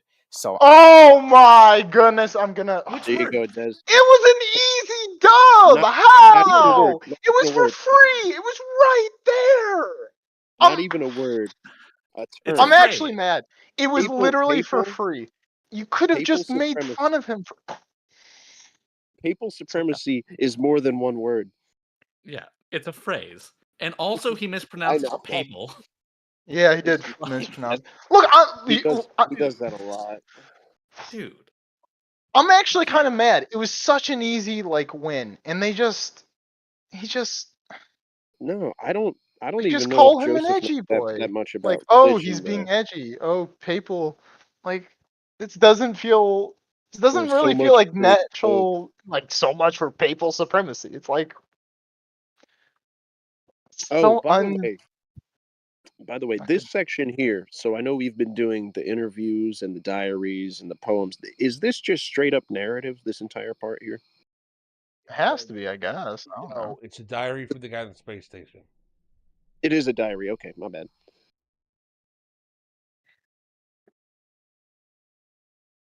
Let it play. Come on. Yeah, I'm just like confused on what's the point of putting this in there. Strong believers raised to have a faith that some form of salvation would come at the end of the world, and at the end would come in a specific way, and you had to do X and Y Yeah, to that's save right. yourself It and just your goes family. on like All of it this just weird ended up being a tangent. lie. Oh, wait a minute. There's something else I got here. Because this is Taruni. Like, if the Pope is like what we've been made to believe as, hypothetically as the faithful, not Pope Francis. I got things to say. I got things to say on him that I can't say. But I feel like the idea of a Pope, I like the Pope in general. I don't think a Pope would actually like fear death and be like, oh, I don't know what to do and everything. Because it's like, isn't that the whole point of the Pope? Is that like he's the leader in faith? He wouldn't be like, I don't know what to do. Like he'd be like, it's weird because I feel like his faith would be the least shaken of anyone. He wouldn't be the one declaring that Godzilla is a fucking demonic, coming of Armageddon. Because again, it would like shake people's faith in the Most High, and he gets into that in the next paragraph. But like, this is Depends on the Pope. I could see some popes doing it, some don't. Just really depends. Depends on the Pope. Do you realize when you need to clarify something like that, it makes the story worse? Like, it's a Pope. Come on. All right, let's go. I don't blame them. A lot of people, however, adjusted to the change and maintained their faith and came up with reasons why Gojiro's arrival is still within God's will. He may or may not destroy the world as scripture indicates, but that doesn't make salvation any less real. At least in their mind, anyways. I stopped believing in all of that, though. No God will allow such a creature to exist to have us question the existence of a God in the first place. If he decided to change his mind to how the end would come, that means he's not unchanging and therefore not God. So no matter how many slice it doesn't work. This is the On top of that, I find it disingenuous that someone would adjust an established canon just like to fit to whatever disaster they know that they can't justify. This is absolutely a All that tells me is that they have no idea what they're talking about. They never have. All the more reason to believe all this is man-made. I don't see why people continue to buy into this, but religion is a powerful thing. You can't kill their prophets because then they become martyrs. If they become martyrs, then they become immortalized. And that creates a spark that needed to fuel people's beliefs even more. But all of that dies with them once an unprecedented apocalypse befalls mankind. And all that falls when an unprecedented apocalypse befalls mankind. Oh, okay. Wait, well, oopsie. If all you that say so. All that follows. Wait, what was the sentence? Let me go back. All that, but all that dies with them once an unprecedented. That's a better line than all that falls. Okay, that's fair. That's fair. You know what? Yeah, no, never mind. Yes, I'll cook a tiny bit. I heard you say it. I got tripped up. Yeah, that was my bad. Anyway, back forward. Let's talk about this whole religious section. This is basically Blackarooni's political soapbox. In this part, he stops being James Brody for a moment and transforms into this quasi self-insert of himself, where he's talking about how basically people who believe in this stuff are a bunch of idiots and religion doesn't matter anymore because the Shinigami death god Godzilla shows up and kills everybody. And people are making up religion things now, and he posits really bad theological questions like, no God will allow such a creature to have question the existence of a God in the first place and stuff like that, right? It's like, if God is all good, then why is evil on the planet? Stuff like that, right? Like, true. I love that he called him out for Rooney literally like saying, if God real, a bad thing happened. It's so weird. It's such a bizarre. I'm laughing. It's fascinating. That is absolutely a point for Joseph on my board. Yeah. This whole area, like, it's hard not to with this. Like, So yeah, so we know Rooney, and we know that he's not an atheist. So No. This part is bizarre to me because I thought the exact same thing when I first saw this. I'm like, Yeah.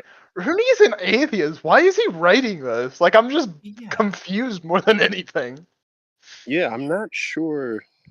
He must have been. He had some trouble going on or something where he was like, nah, I don't know. I don't want to try and psychoanalyze the boy.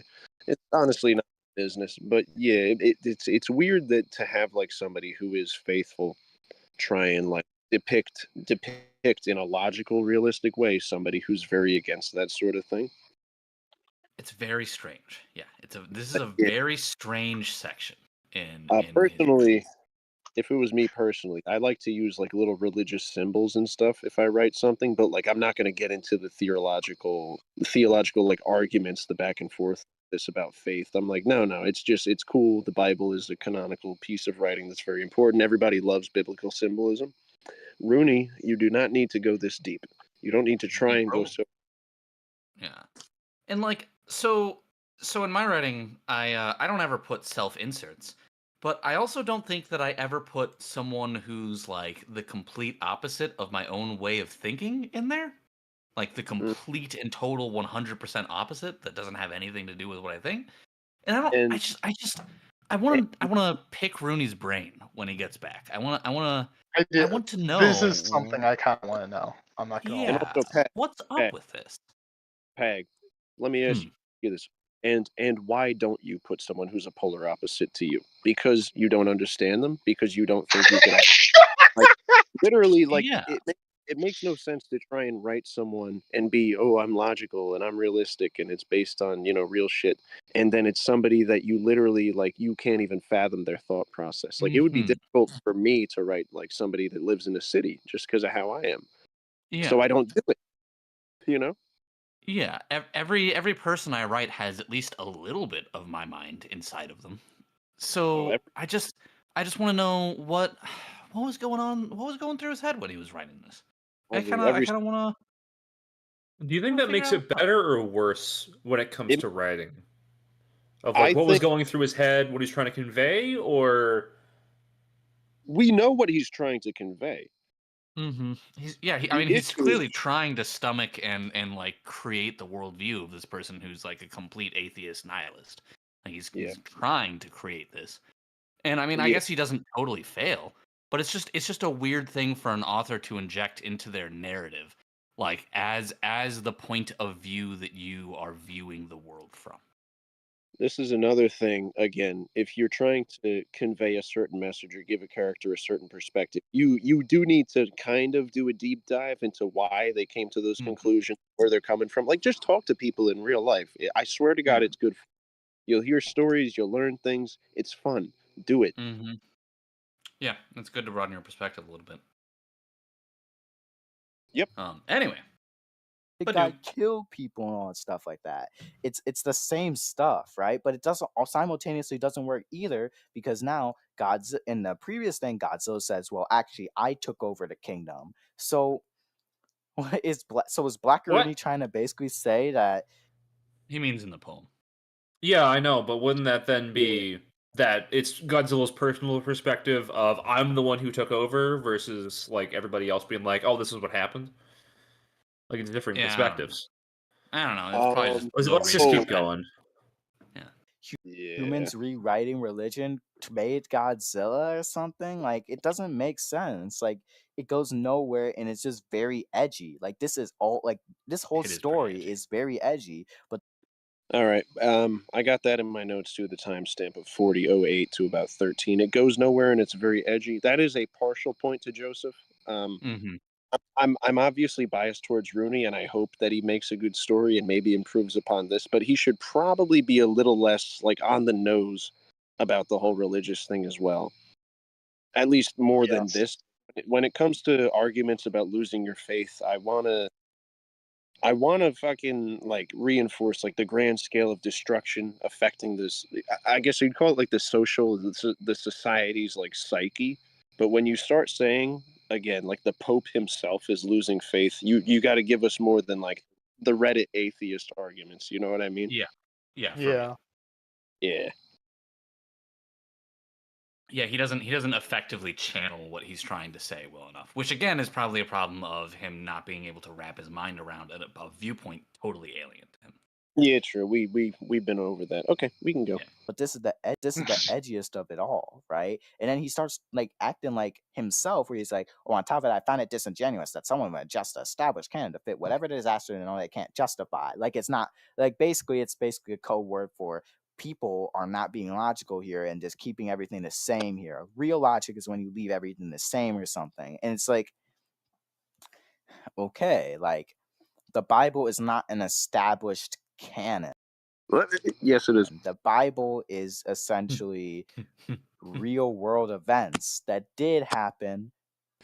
Like, yeah, and not every single part. You don't have to believe in like God or Jesus or any of that. Yes, you do. Or any theological stuff, right? So It's a whole complicated thing. People believe in what they believe in. All religions are basically No, they're not valid here, but in this context here, like, why? Why are you doing this? This is corny. All right. The reason that he's doing it in this context is because that's the ultimate message he wants to convey. Again, Joseph reading through this without knowing Rooney, without talking to him, without like knowing him the way that we do, I can absolutely see why he would get tripped up by this and go, "What are you even talking about?" So I got to give him that. Question. Is that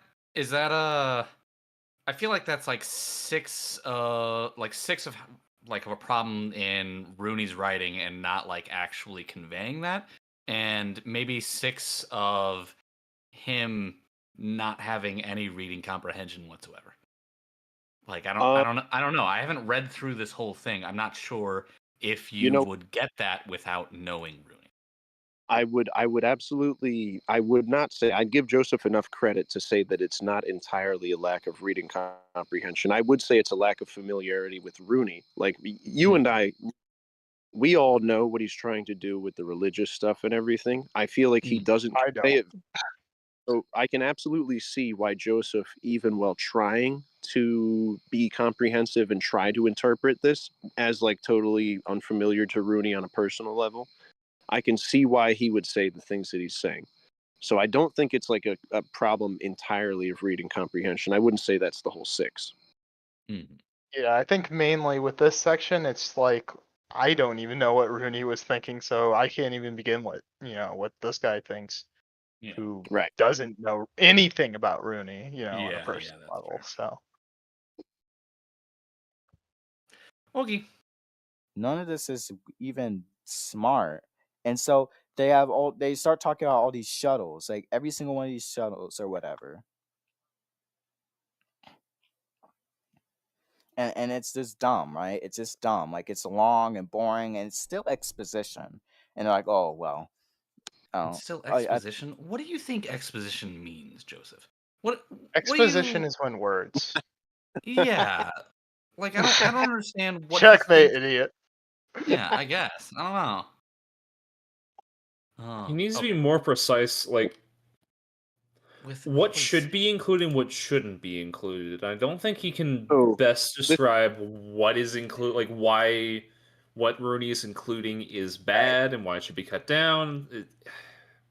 This is this is not exposition though. Like this is like a progression of events that's happening in the present day. It's not exposition. The whole thing is like, random nonsense that happened in the past that you can either, sprinkle into the story here and there for context so that the reader can keep up, or you can dump it on them, which is bad. And I don't think this is either one of those. I think Rooney is saying things that happen. This is technically kind of a progression of events that, you could define it as narrative plot thing. Like obviously he's describing consequences of Godzilla on the whole world. I think that would count as a little more than exposition. That's just me though. Okay, let me see if I got one more thing. My wife as much as hers, and it's so silly. It's just whatever. It's really sad, basically, but it's very nihilistic, right? It's very edgy, as I keep saying. But that's what it is, right? Like Godzilla shows up and he's smiling and he's killing people and he's laughing and it's whatever. And people are dying and it's whatever. And Godzilla just smiles at the ship, like, okay, bro. Like I don't Yeah, know. the Like it's smiling No, is super. I wish I you don't did like the know. smiling. I wish you did know, and I wish you'd prepared a little bit more of an argument. Because it's like the panel doesn't even totally disagree with you, Joseph. Yeah. Okay, so I think cheesy, we're man. I getting don't towards the know. end here. It's not very good, Yep. and Not it's much whatever. longer. Oh yeah, and the Colic has an epiphany. Like he says, Godzilla has radiation to power itself. Really? It's just like it managed to destroy their ozone layer. There'll be nothing stopping the radiation from covering the planet, which Godzilla could absorb indefinitely. Well, isn't really? it a different type of And radiation? it's not a very I don't know. interesting, No, terrifying epiphany it's thing. gamma radiation. It's a bunch of dumb Oh. stuff about, oh yeah, well, we answer to nobody anymore. Humanity is gonna roam the cosmos forever, but taste of freedom is so bitter. Don't go to Earth, guys. But freedom is bitter, and we now have freedom away from all the religions, all of humanity. All right. Nobody controls us anymore. But also, we're all gonna die. So, oops. It's so great. It's awesome. Yeah, I don't know you. interesting stuff. Yeah, Pat, you can kind of see why he would call it nihilistic, though, right? If he's not familiar. For sure. Yeah. All right. Blackarooni, very interesting stuff. Yeah, it's a very downer ending So, for sure. yeah, we've reached the end. This is a long video, but the point that I'm trying to make here is Blackarooni doesn't really know what he's doing, right? Like, I'm just gonna be straightforward with you. This is the best he can write, and like he probably needs another career or find something else to do because this. So here we are back again at the "you should just give up." Unfortunately, It's just it's deeply frustrating because he keeps saying like, why was he criticizing the nihilism stuff? And the reason why I'm saying that is, does he agree with the nihilism and that nothing matters? And is that why he's telling Rooney why he should just give up? Or is he trying to go like, no, we have to be more optimistic and these nihilistic stories are just stupid and dumb? Now, Garble, you're giving him way too much credit. He's not saying literally anything like that regarding the themes of the story. What he's saying is this story is so bad that I hope you never write again. That's what he's saying. It has nothing to do with like the internal thing of the story itself. He's just saying that it's bad and therefore quit. Yeah, but I'm just trying to take what he's saying a little bit more forward to see what he's trying to get at. I just told you. Yes, I know. It's that simple. The intentionality isn't there. It's just like, well, Blackarooni's bad, so we should stop. I guarantee you there was no more thought put into that statement than what you just said. Yeah, I'm not sure that Joseph is capable of thought. Oh, hi. Yo, King, you there? Yes. Yeah, so I think we're pretty much done with this. The last 10 minutes or so, he's just gonna ramble on incoherently, which is to say more incoherently than he usually rambles. I mean, this whole video has been just like a mess of retarded bullshit. But I think that it gets worse in this last 8 minutes, so I think we should call it there for this video. I'm not sure how much we're gonna get out of the rest Oh no, of hang on. Yeah. I got one more timestamp. Go to 45:06 and just let it play. 45:06. 45:06. Give me 1 sec. Yep. Just listen. Everybody, just listen to this. This is hilarious. 45:01. All right, everybody at 45:01. It's close. It's close enough. Yep. Story where Godzilla kills Earth and he's badass and he does all this stuff. It's not good, okay? I don't want anyone to kid themselves. Blackarooni is not a good writer, and so are his friends. They're not good writers either. They consume countless of these playlists are explaining like, oh well, this is how you write stories, guys. But then like Blackarooni writes a really bad story. There you go, baby. I had my fucking... by association to close it off. This called person. us- Oh my alright. god! I forgot the about whole that guilt time, by association. I've kind of That's been thinking that this hilarious. person is just kind of like a stupid person, just like a low IQ kind of like moron.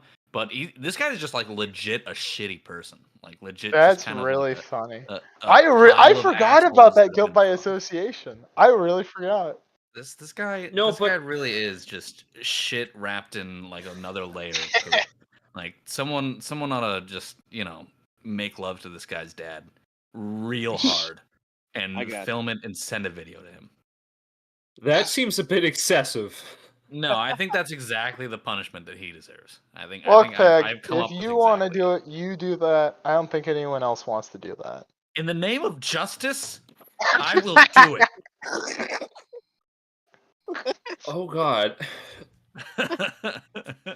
Peg, your dick is Anyway. leading you to places I wouldn't even attempt to go with a gun. Oh my god. Hey, Look, I'll keep go it- there with a keep it gun. YouTube. I promise. Anywho. So yeah, guys. It turns Yeah. out all of us are actually as bad as Rooney in every. I do not feel bad at all now about all the times I got frustrated and said I was done with this, or the times I was a little bit stern. I am very glad. Yeah. Oh, This guy's a real son of a bitch. Like, what the hell? Yeah, dude, I'm let glad I me- listened to the whole thing because I caught that and I was like, the fellas are gonna want to Yeah, hear this.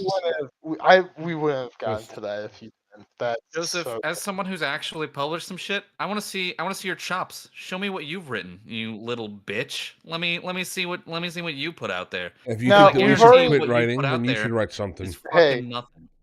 Hey, he's already established he's never gonna release the the Nanaya cut. Okay, so we're never gonna see it. So we can't actually criticize I him bet. because of Bro that. doesn't have the courage of his convictions to release any of his writings. Yep. No way, no how. Nope. So, chat, here's a little bit for what's going on next. Make sure right now you like the video, and if you're not subscribed, subscribe. That way we can get this in the algorithms, so we can keep boosting the channel. Next week, we're going to try Rings of Power again. I promise that Zoog will be executed. Don't worry. If his microphone acts up again. But All right, and one Go ahead, more thing Pops. from me, I do. Before we wrap it up, I remember You're making a YouTube channel? Oh my Yes. goodness. I will come there and smack, bro. Listen, that's not what I'm doing. I'm actually looking because I realized I listened back to the part 2 and I said I talked for like fucking 20 minutes straight about like this whole story about nuclear radiation on a YouTube channel, and I wanted to shout him out because I forgot to do it like an idiot. So the channel is called Shrouded Hand. If you look up Shrouded Hand, like nuclear incident, it's a great channel. He does scary stuff. It's super interesting. It's all real life stories. So check out Shrouded Hand. He's awesome. Just because I forgot to say his name on the last stream. All right, go on. excellent. Nuclear incidents are Go really cool. buy my so, books. Yeah. Lex Henderson, go buy my books. Yep, Buy them. Get so- them all. Get yep, them go- right go now. buy- the books. Yep, they're in the link in the comments, as well as Garble's channel. Thank you very much. Let's see, what else do we have here? So, chat, I know I briefly mentioned it, but I kind of am in love with the idea of us doing some more short story stuff. So if you have any internet fiction you want us to cover, besides creepypastas, we'll do creepypastas because that's probably it, because it's Halloween soon. But if you have any other short internet fiction you want us to cover, send it to me in my Discord. Try to keep it not super long. We're doing short stories for now. We're not going to do any of the long stuff. Because we might the do Jeff 2 the hours Killer. is- Yeah. I will have enough to say over the course of 5 pages to cover 2 hours, and probably less than 5. Oh, I can't wait to show you Jeff the Killer, Pops. You're going to explode. No, Hook I'm. hand, car door, I'll do- hook our hand. It's art. It's art. Ugh. Cover Oh. my immortal once we get 1 million subs, I promise. Oh, it's true. But yeah, Anywho, other than that, fuck you, chat, Joseph Narukami. Yeah, well Yeah. done, boys. This was Yep. fun. we're Subscribe to done. FreakyNanaya. I'm not responding again unless, even if Joseph responds to this. I hope he takes our criticisms Unless to he- heart, and I hope he keeps making YouTube videos, and I hope he starts getting better at them. Yeah, instead of remaining the cesspool of a human being he is. Yes. And I do want to say something else real quick.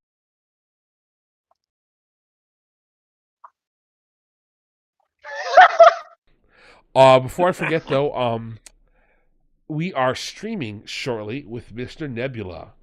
I believe he's in chat right now if you want to post a link to your channel, Nebula. Oh, yeah, some SCPs would probably be good. That would be fun. So you're going to be streaming with Nebula soon? Yeah. Where can we go and find it? Is it a specific channel? goodness. Is it Nebula the Wanderer? Is it... Yes, Switch.tv. Yeah, that's what you failed. You had it in your hands and you dropped the ball, Garble. I know, I tried my best. I should just quit YouTube. So true. Yep, Nebula. Just watch that 200 subscriber gain down the drain. Exactly. Yeah. But Nebula will be posting his link in a second, and we'll also be posting it up in my Discord. Discord is linked below if you're not normally there. We've been playing through Baldur's Gate 3 for a little bit. I hope our save wasn't killed by the newest patch, because I know a lot of his mods were. But we're going to find out.